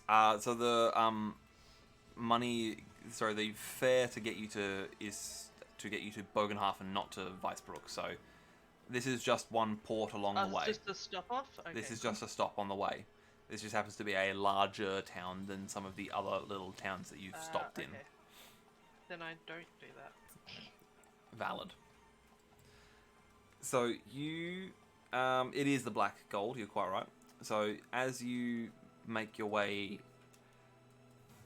into the inn, Leon, being that you were the person who's got the best look at him, you can't see him in here anywhere.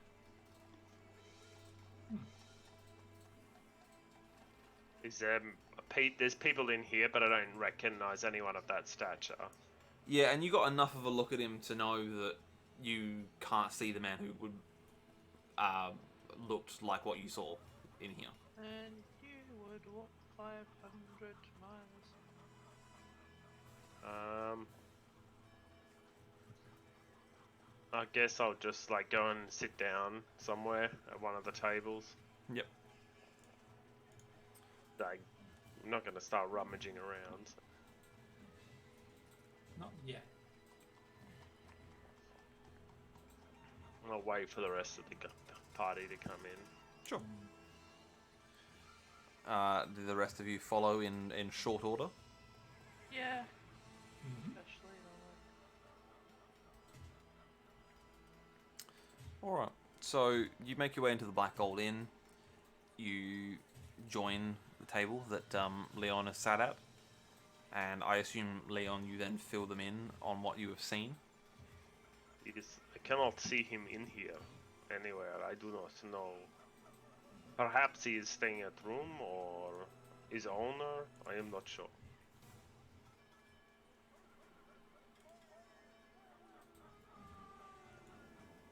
I would buy a drink, but I am broke.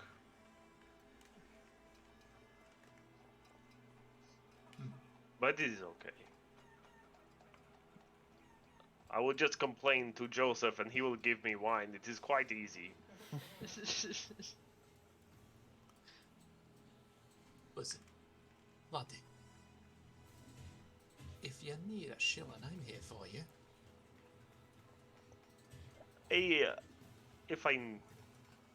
When I need it, I will ask.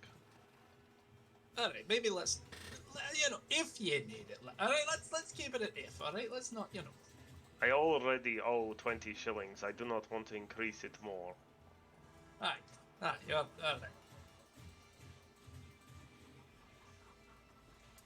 So, do any of you wish to speak to any of the people in the inn, see if they can, I don't know, point you in the direction that the gentleman went, or if they saw him at all? Is there anyone sitting on their own? Yeah, there's definitely a few people in here who are by themselves. I will go to the best dressed person that's sitting on their own. Sure.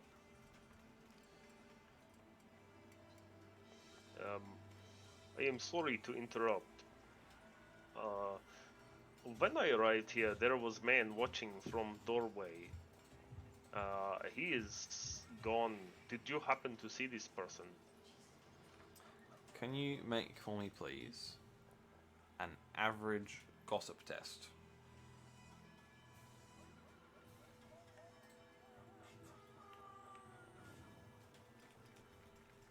So that guy just said Space Marines in the background. Like, Space Marines! I'm gonna use another fortune. Why not? Sure.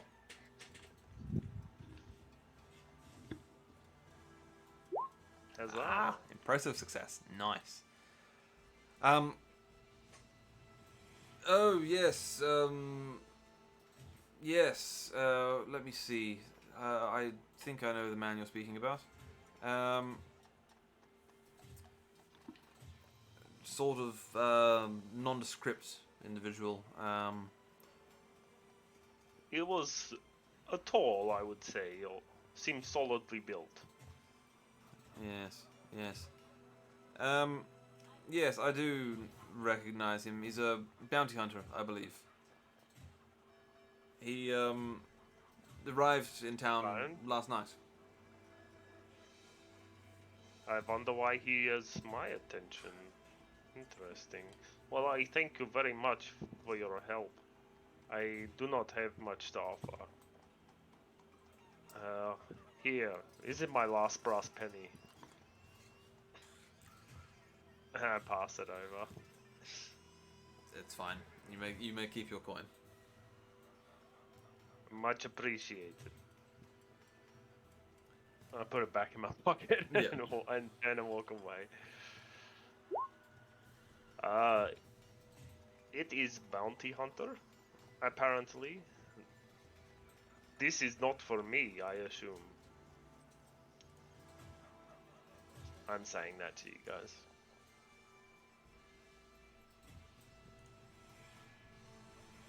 Johanna? I really cannot tell which of you two it would be for. It could be both, you know. Look, I've not done anything really terrible in 2 years, so it's unlikely. Yes. I've always had plausible deniability. Unless it's the innkeeper who I stole that sword from. I mean, we both know what Ulrich did 2 years ago. Well, that seems more likely. And the innkeeper didn't actually see which way I went. Hey, but if anyone's coming after me, then they would have taken me earlier, wouldn't they? With their little prison break act and everything, but we all know there was a little bit of truth behind what I did 2 years ago. We all know it, alright? If you start this again, I will put you back in there myself. Well, look, we have argued for like a literal year about this. Aye, we Let's have just argued. agree to disagree, alright? Alright, fine.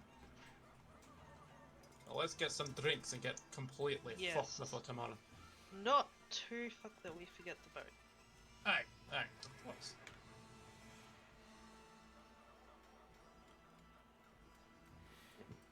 That being said, let's see what drinks they have. Alright. Well,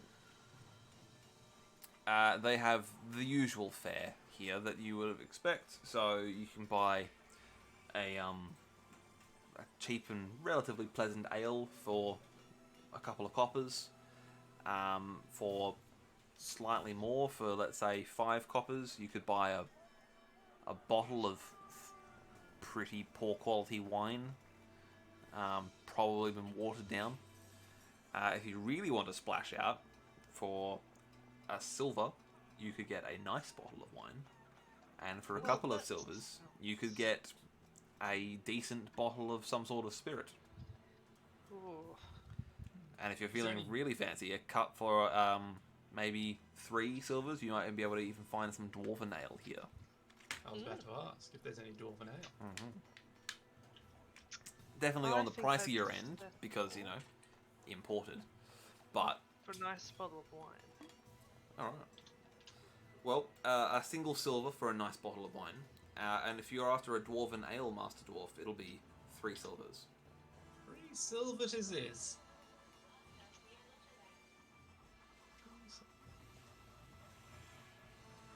There.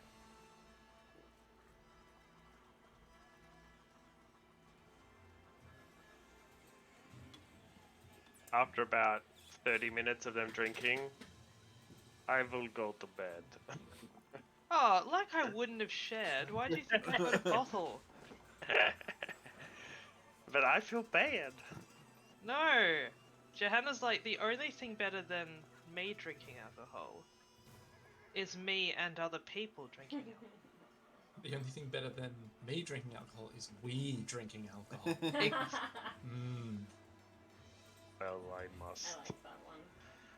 crumble to the pressure. Yes, naturally. Now sit down and drink, you fucking idiot. Come on. Alright, so you drink the drink. You spend some The time. drink is drunk. And Yes. all thought of this bounty hunter passes out of your mind. It was just like, anyway. That was weird. Some dude staring at us. Drink. Whatever. I'll keep it like in the back of my mind, but I'd have no idea what it's in relation to, so I'm My not thoughts worrying about are it in too the much. I'm a little paranoid. I've somehow become more paranoid in the last 2 years. Can't imagine why. I can't. Yeah. I can't think what would possibly cause that. So, with that paranoia in mind, do you think that you would want to try and go back to the barge before the end of the night? I reckon. Yeah, I think I would. Yeah. Okay, so Definitely. I'm going to say you guys have all been drinking, so I'll get you each to make for me, please, consume alcohol tests. I think like after about an hour, I would have that thought like, oh, what if they were looking at the barge, not us? I'm going to say that this is just a challenging consume alcohol test. Oh, for God's sake. I'm That's so alright. good It's at okay. alcohol. How did you fail that? Man, He's out of practice. yeah. It's been 2 years since I had a good drink. Okay, you have one failed consume alcohol test. So,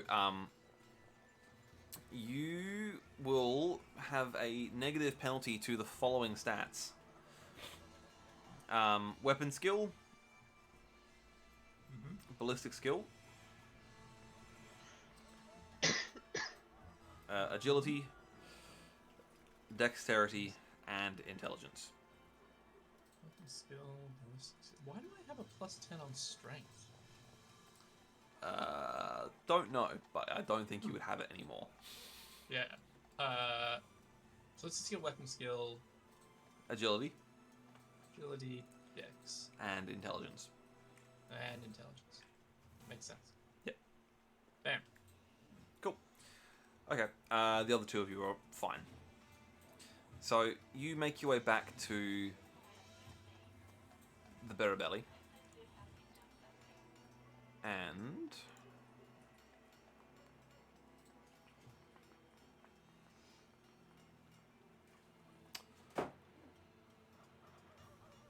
okay. So yeah, you make your way back to the Better Belly, and you know, all is quiet. It's probably just gone midnight. You can hear the quiet snores of Joseph and his crew.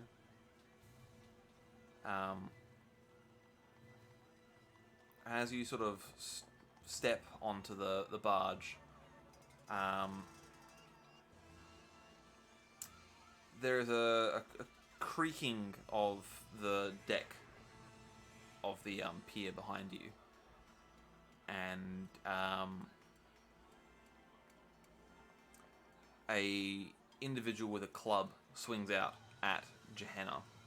Oh, fuck. I'm gonna get you all to roll for initiative. Hang on, let me clear that. Hold up, I'm not there yet. Oh, hang on. Let me clear the initiative tracker first. Yep. Now try. I gotta put Can- my boy out, don't I? Can I, based on my acute sense Sorry, of just feel, be right back, sorry. do my acute sense of feel, and we're on a jetty, to do a perception check to see if I can tell how many people are around?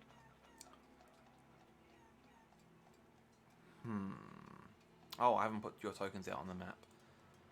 That's why yeah. nothing's happening. Just stick them anywhere. It doesn't really matter. This is going to be a theater of the mind type thing anyway.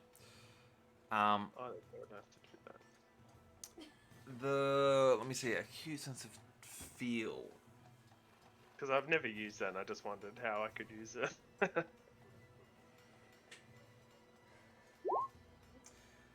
I Yeah. guess I'd more have to be like actually. It'd be a. I mean, I guess it's like a proprioception type thing, right? So, I feel like because we're on the jetty, maybe not. If we were on the boat, I feel like because of the rocking of the boat and stuff, like I'm feeling that. Maybe I don't know. It's hard to. Say. No, I'm gonna say.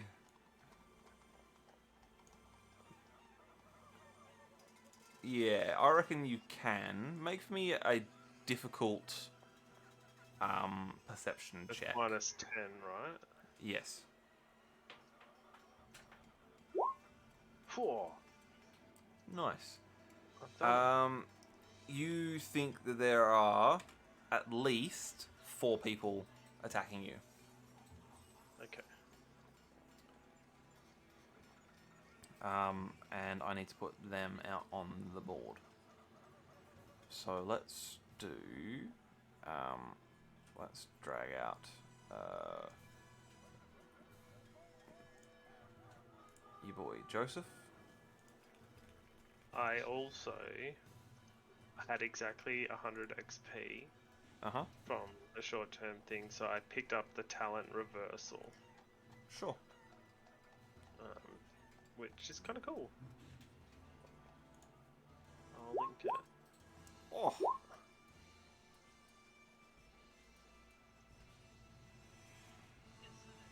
Wow, nice.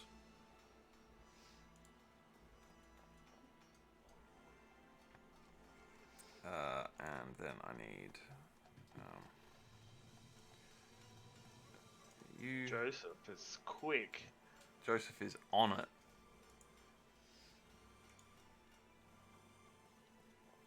Oops, that's not what I meant to do.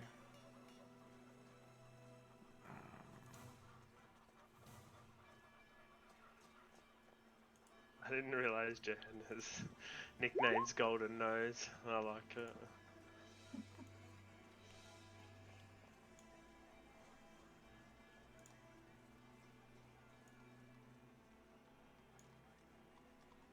These guys, all rather unimaginatively, all have the same token.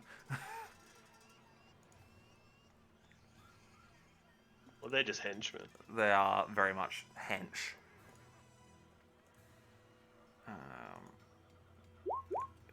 Initiative, far out. He's doing alright though. For a hench.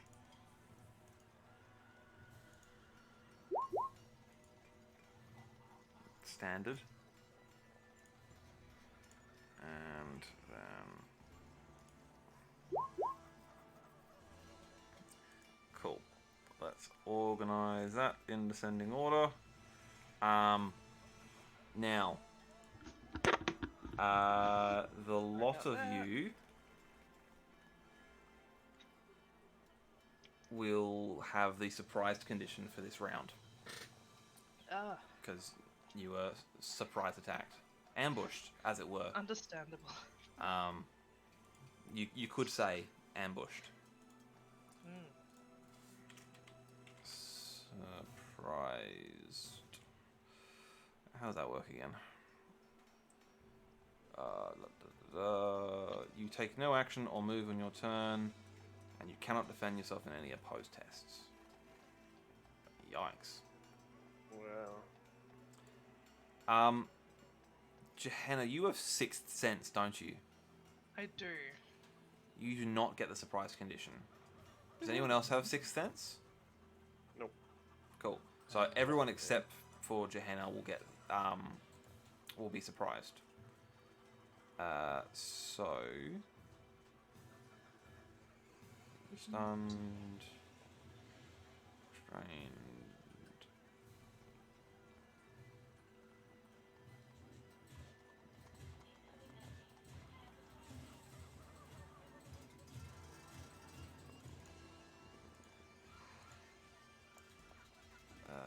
Really need to organise you a proper token, Steve.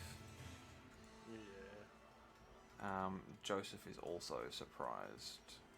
No one's just a gala, you know? It's just some guy.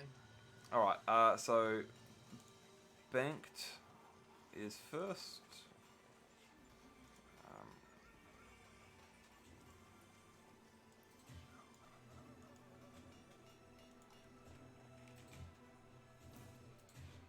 Cool. He is going to swing at Gehenna. He was the one who was striking at Gehenna.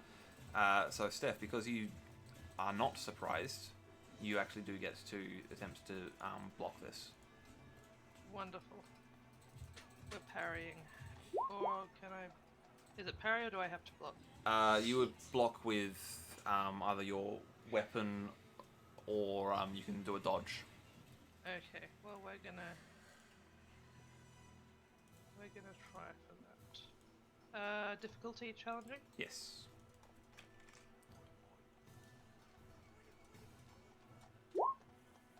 Nice. You failed, but not as badly as Banked did. So Woohoo!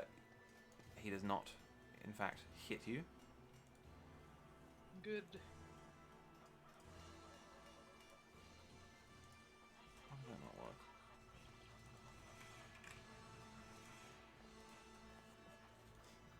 Alright, and it is now your go.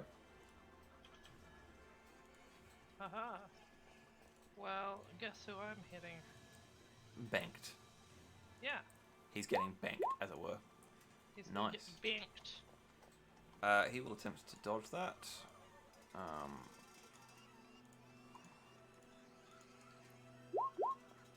Ho! He only bloody well does it. Decent. Unless you want to spend a fortune point to either roll again or increase your success level by 1. Oh, but then Defender wins anyway. Yeah, so it's all good. He's going to let it happen? Just going to roll the punches? Yeah. Alright, Banked earns Yeah. an advantage. Leon, you're up. I do nothing, right? You do nothing because you are stunned. Sorry, not stunned. Surprised. Correct. Gert is going to be...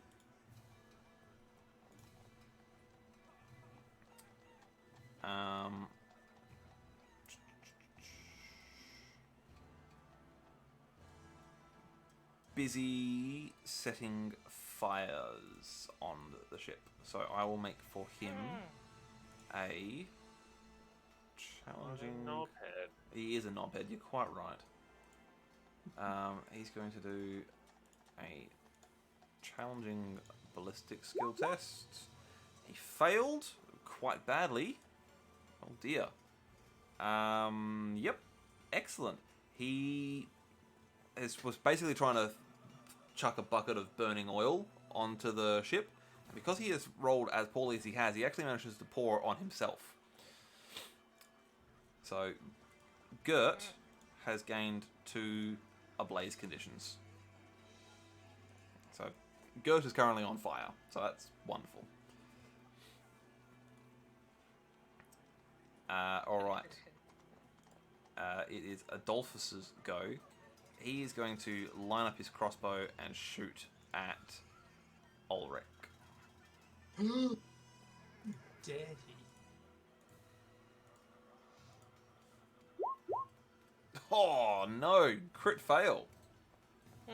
Superb.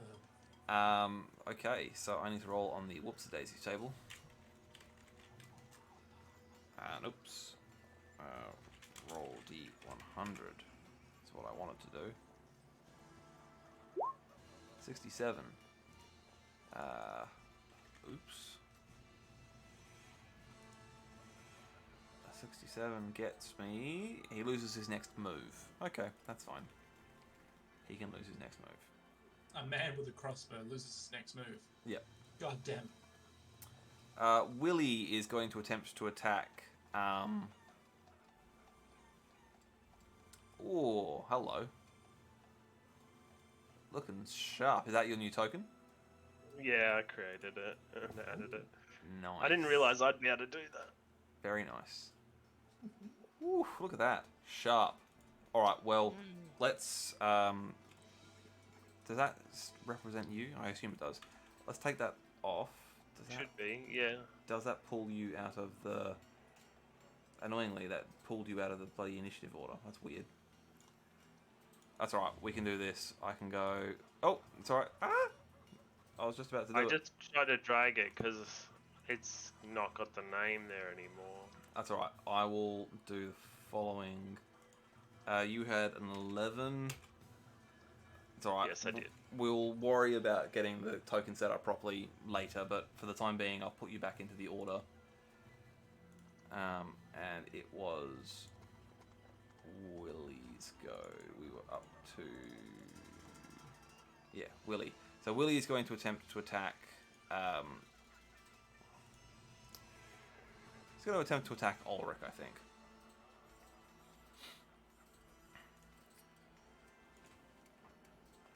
Alright. Ulrich, because you are surprised, you can do nothing here.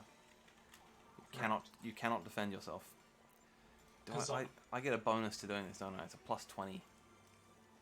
It also means, though, that if he does hit, you don't get your negative success levels That's true. added to the damage. Yes. So, I fail. So, I swing and a miss.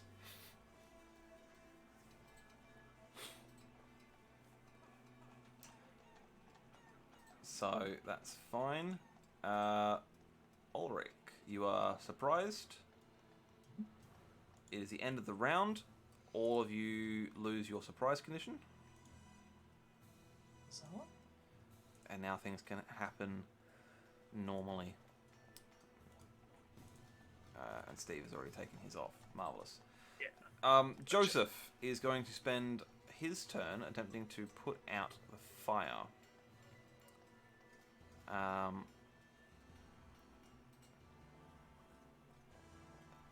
Let's see.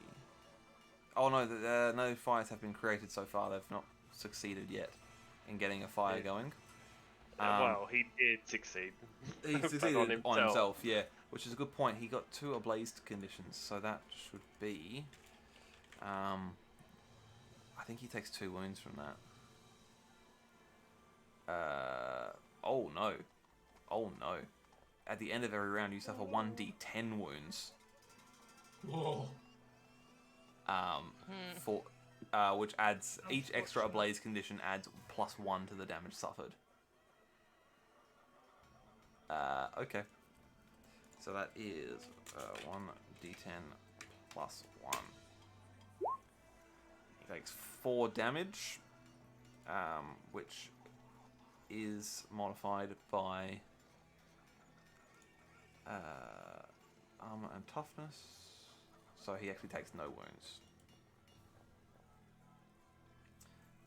But I do believe he is still on fire. I think that doesn't go away yet. Yep. Cool. He remains on fire for the time being. Alright, so Joseph is going to draw his sword and attack Gert, the one who attempted to set fire to the ship. Sorry, I say sword, he has an axe. My apologies. Sorry. He's not having any of it.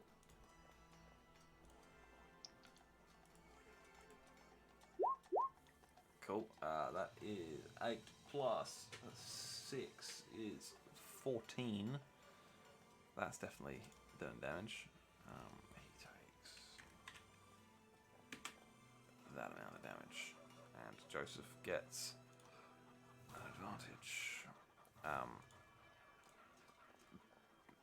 Bengt is going to attempt to attack Gehenna again. Rude.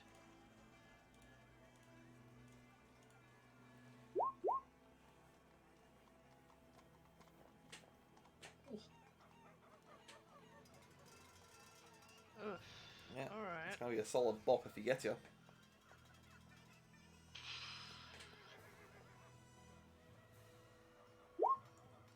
Ugh. I can't really do much about that, can I?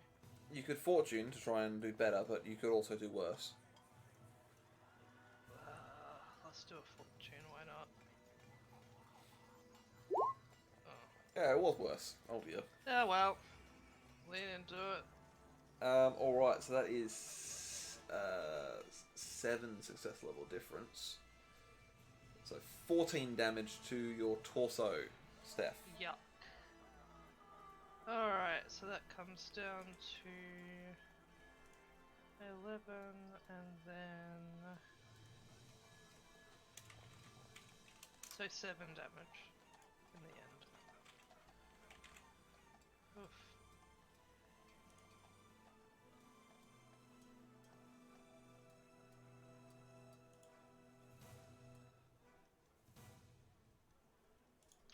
Halved my life.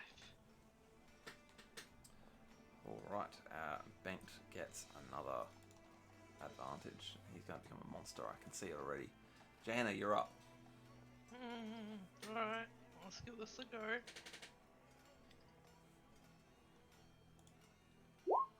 Yes. Alright. Banked will attempt to dodge this.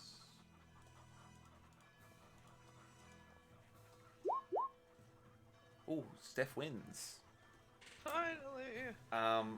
Roll for me, please, a d10.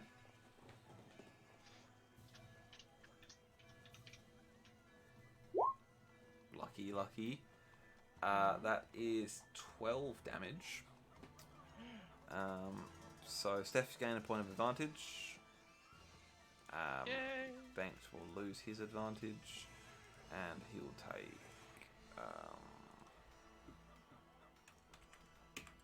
that amount of damage. Leon, you're up. Yes. Are they all within range? So Willie is the one who attacked you directly. Okay, so he will be the one getting attacked. Yep. Oh, sorry, he attacked Ulrich directly, but he's the closest to you, so yeah. Yeah, I'll attack him then. Holy crap. That's not good. I have no fortune. The cursed helmet. A big fat 100, Steve. Yes. Roll for me. 1d100. A D100.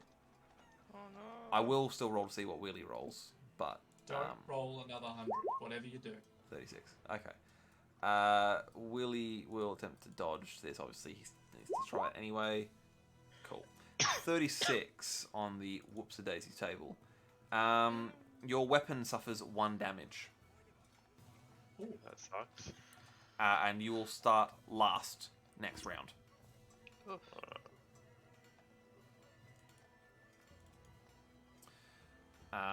It is Adolphus's go. He's going to attempt to reload his crossbow. So he will need to do a...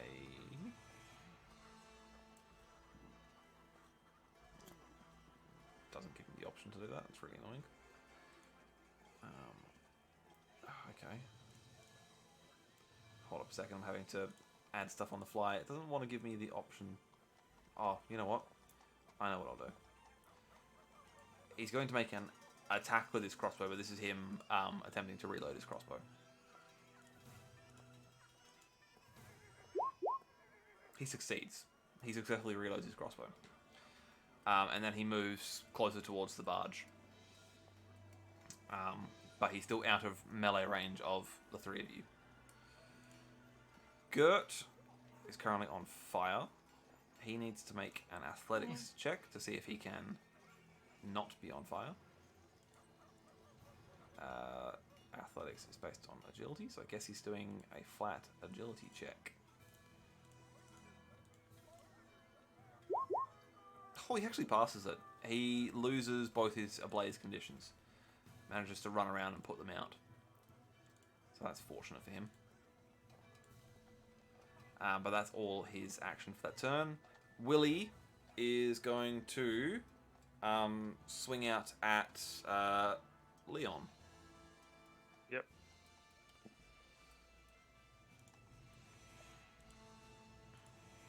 You currently outnumber him 2-1. Not that that would matter for defense, but Oh yeah. nice. You succeed there.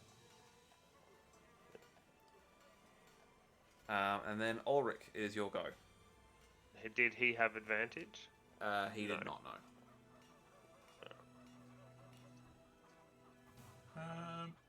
I'd like to. So who right now is actually close enough to me that I could hit them with my axe? It is Willy. Willy.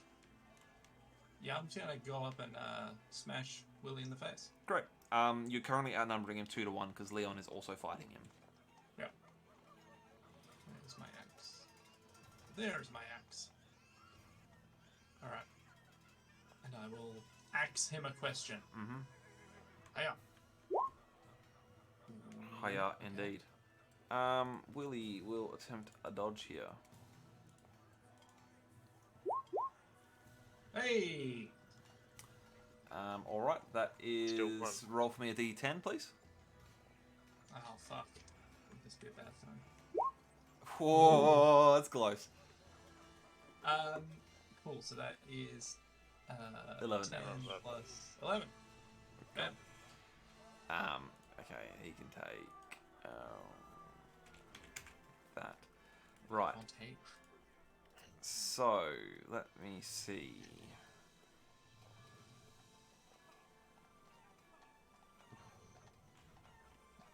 All right. At the end of the round, all three of these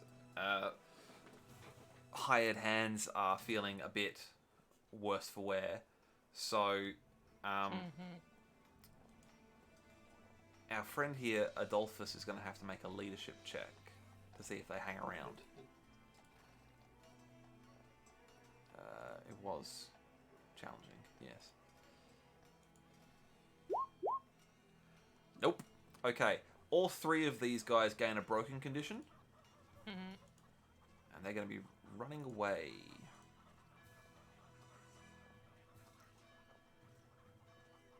Can I hit Willy with the back of my halberd as he runs away? Yeah, if you want. Like the flat edge of it? I'm trying to knock him down or out. Yeah. Why is there not? I thought I had a broken condition. Anyway, they all have the broken condition. I'll just put a red dot on them. That's fine. Ooh. Oh, eat. Now that's some good damage. Ignore the +1 success level bonus, so it's only +3. Wait, no, it hasn't added it. Where are they?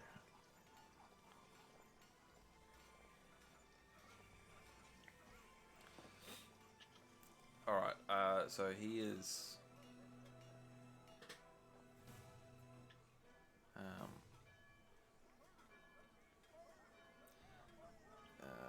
okay, so that is... Well, he can't defend against that because he's running away. So, that is just a crit.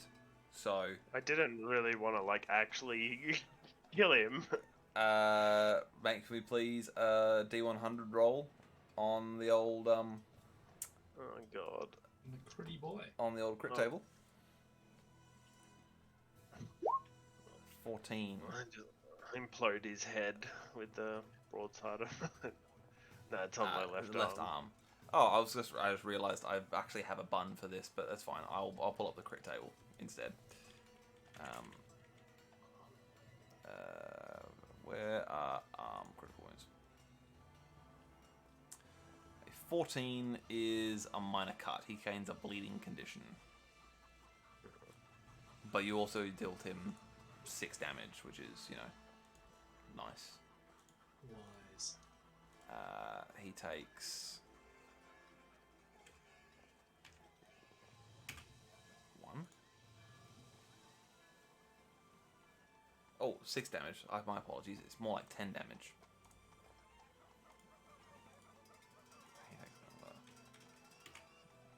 Cool. So he has gained a bleeding condition. Right, it is now the start of the next round. Joseph, is going to try and restrain Gert. So he's going to attempt to do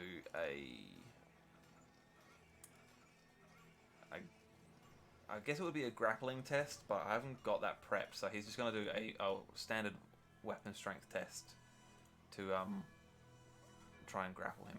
No, sorry, it won't be weapon strength. It'll be a strength test to try and grapple him, and it will be opposed. Good. Not paint. Gert.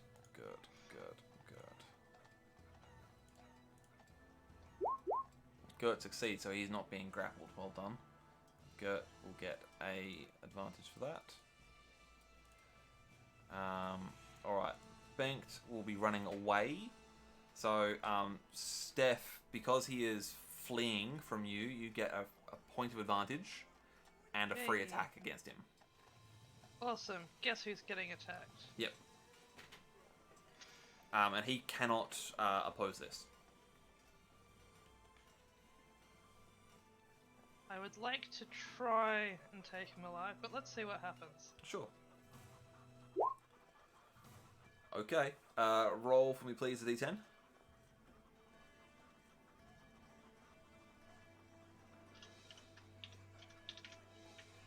Oh, so close. So close. Alright. He takes that amount of damage. He's not out yet, but he's not looking happy. He's not having the best day ever. And it's now your go. That was on his turn. Haha, he's getting hit once again. Also, you would have gotten a point of advantage for Oh yes, for hitting him. Before I do anything. So the chain is definitely rolling now. Let's go. Oh, click to the map. Okay. Roll for me, please, a d10. Time is fleeting.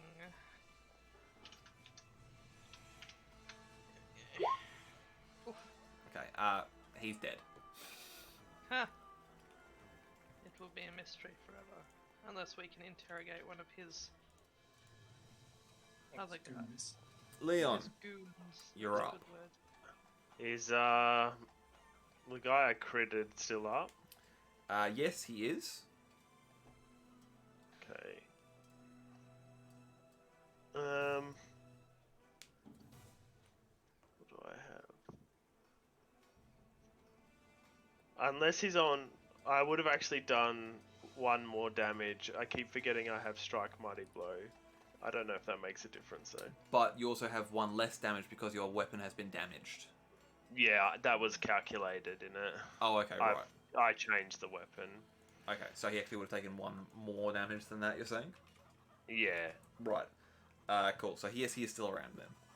Yeah. I didn't think it would make a difference, but...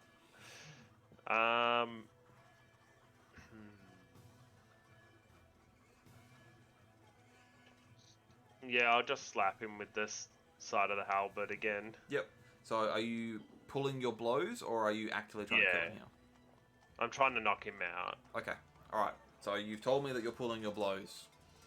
Yep. After you. And we're not outnumbering because he moved away. He's moved away, so you'll have to move to follow him. But because he is fleeing, he I don't believe if you're broken you can defend yourself. I'm not sure. Let's have a look. I thought you just get like a bunch of negatives.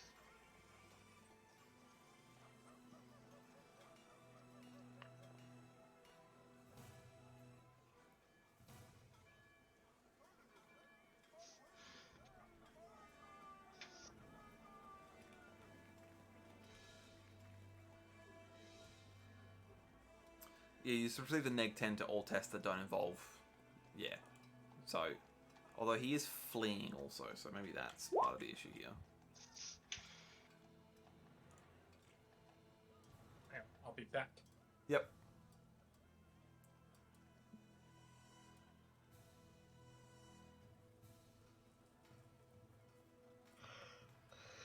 Okay, that's fine. Yeah, so he can defend himself, so that's fine. But it's at neg 10. So he will attempt to dodge, but it will be difficult. Okay. You knock him unconscious. Alright, cool. And then I'll just, well, I'm already moved up to him, so I'll just stand there. I gotta put out his bleeding condition. Excuse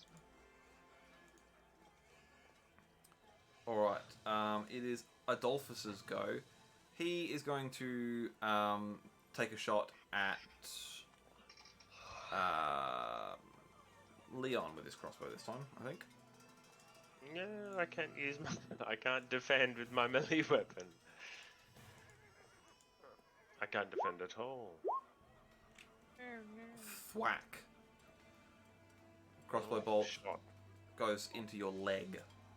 Oh, That's bad. that's horrible. I don't have any armor on my legs. Oh It's no! a big oof. You're a man that ignores both leg day and leg armor. So that's what? 9, right? 13? I didn't. Sorry, 14? Wow. Oh, yeah. Because of his success levels, Yeah, right? but I obviously accidentally... you can still have toughness that reduces that as well. Yeah.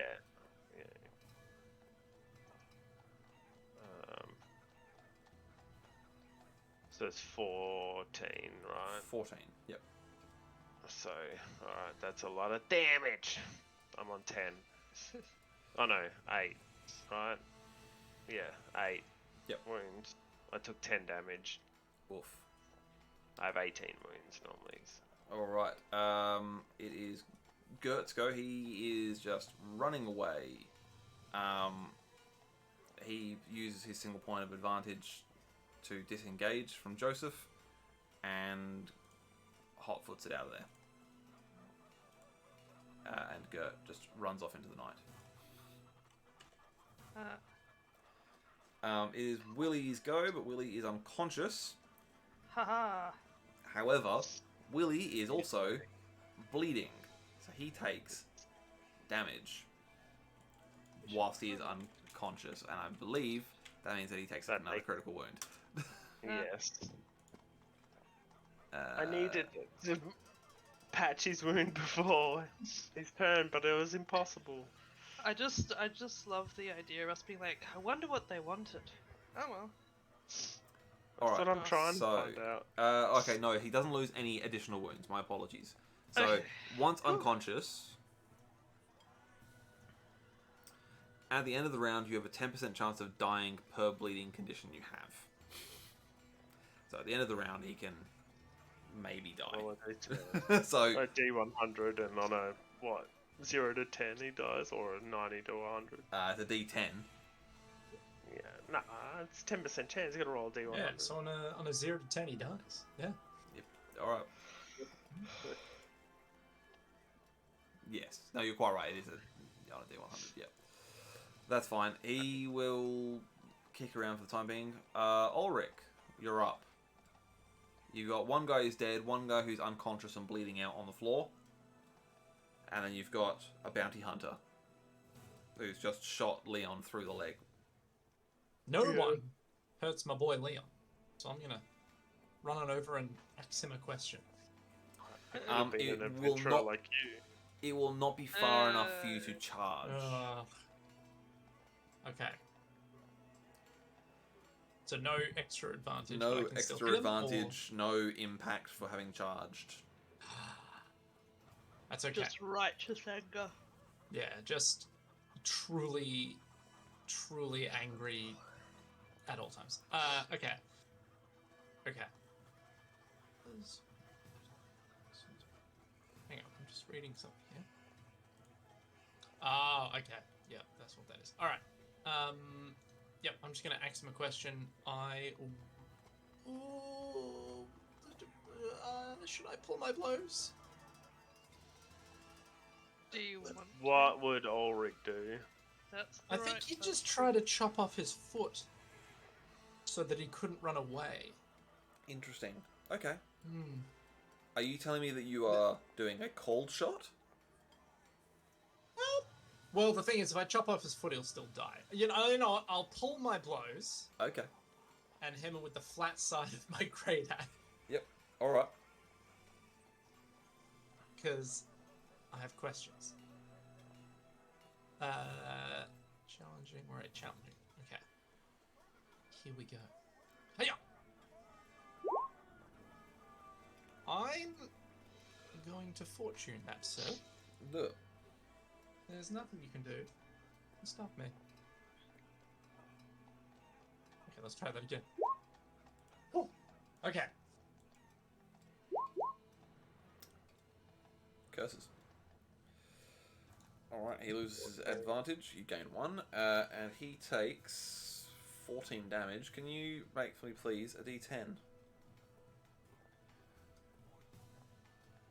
Where's my... Oh, wait a minute. I put a button for this, didn't I? Oh! Oh! He gets the 10. Alright, not that it matters. Yeah. Because... Oh, it does, actually, because it ignores toughness bonus and armor points. Yes. Actually does matter. So he just flat up takes 14 points of damage. Ooh, Big cool yikes. blows. That, Just imagine a mohawked dwarf running up to you and smacking you with the flat side of a great axe. Like a baseball bat. Or like a fucking tennis baseball racket. bat. Yeah. The Swap. noise alone would be incredible. Oh. Alright, at the end of the round, Willie has a 10% chance of just bleeding out on the floor. Yep. Excuse you. No, he lives. He's fine. For now. For now. It is Joseph's go. He's going to run up to Adolphus and try and bop him over the head with his wine bottle and knock him unconscious. So Joseph will do. It will be just a weapon skill, but he gets a bonus of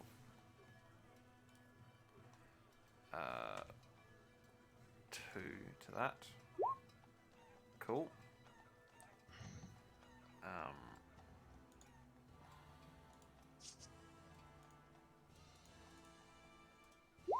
Oh dear. Yep. Okay. He bops him on the head and knocks him out. And he is also unconscious. And I think we will leave that there for this evening. Okay.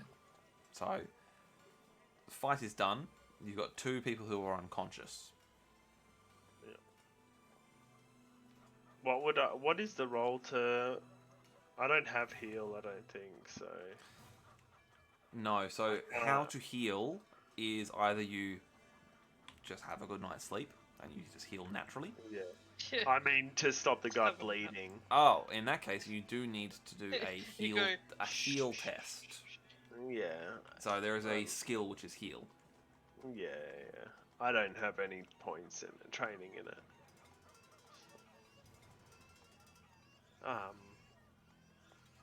I mean, You're you can attempt it regardless. Yeah. Should I try it now before the end of the session? Probably not a bad idea. Although if you fail it, it could just kill him. I mean, we could all just, kill him. I mean, I look around. Oh, Wolfgang's there. Can Wolfgang attempt it? Because my heal is trash. Let's see, what does... Actually, I've got Wolfgang's character sheet open. I mean, Wolfgang's heal is alright. He'll attempt it. Sure. It's better than mine, I'm sure. Let me just double check how this works, because it's been a while since I've done this. Heal. Healing. I think you have to get like a success level for every bleeding condition or something like that. Yeah, it is... And I'm gonna need to get Ulrich. Do you have trade tools for smithing? Ooh, good question. Because might you have just can assumed- repair my halberd if you have them. I do have Smith's tools. Huzzah. Mhm. Otherwise, I have to pay 10% of the value, and it's like a 3 gold item. All right, cool. Just get me a forge, and we're in business. I think it just says you need trade skill and trade tools for the first point of damage to repair it. Oh. Anything else, you need a workshop. Oh, okay. Sick.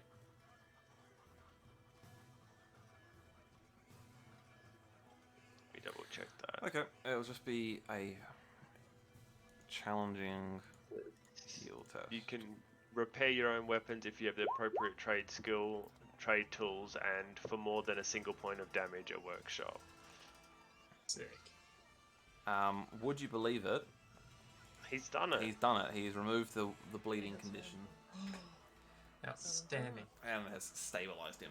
So he will be fatigued when he finally comes around, but he was going to be fatigued anyway, so that's fine. Yep. Mhm. Cool. Thanks for that. Not a problem. That was fun. Yeah. So are we still fine to do another one next week to get us back on schedule? I think so. I believe so, yes. I also set my current short-term goal as repaying Johanna and Wolfgang. And Aw. Wolfgang's total is 15 silver shillings, and Johanna's at 5 so far. Should be fine next week. If that's I it. have got. Yeah, no, that's reasonable. That's fine. I've got drinks with work, but I can cut that short. I won't be there for ages anyway. I'm pretty sure I'm all clear next Friday. Cool. Yeah. I'll double check, but I'm like 99% sure I'm fine. Yeah. And as I said, that puts us back on schedule, and then we'll go back to fortnightly after that. So Sounds good. Sick. cool, Awesome.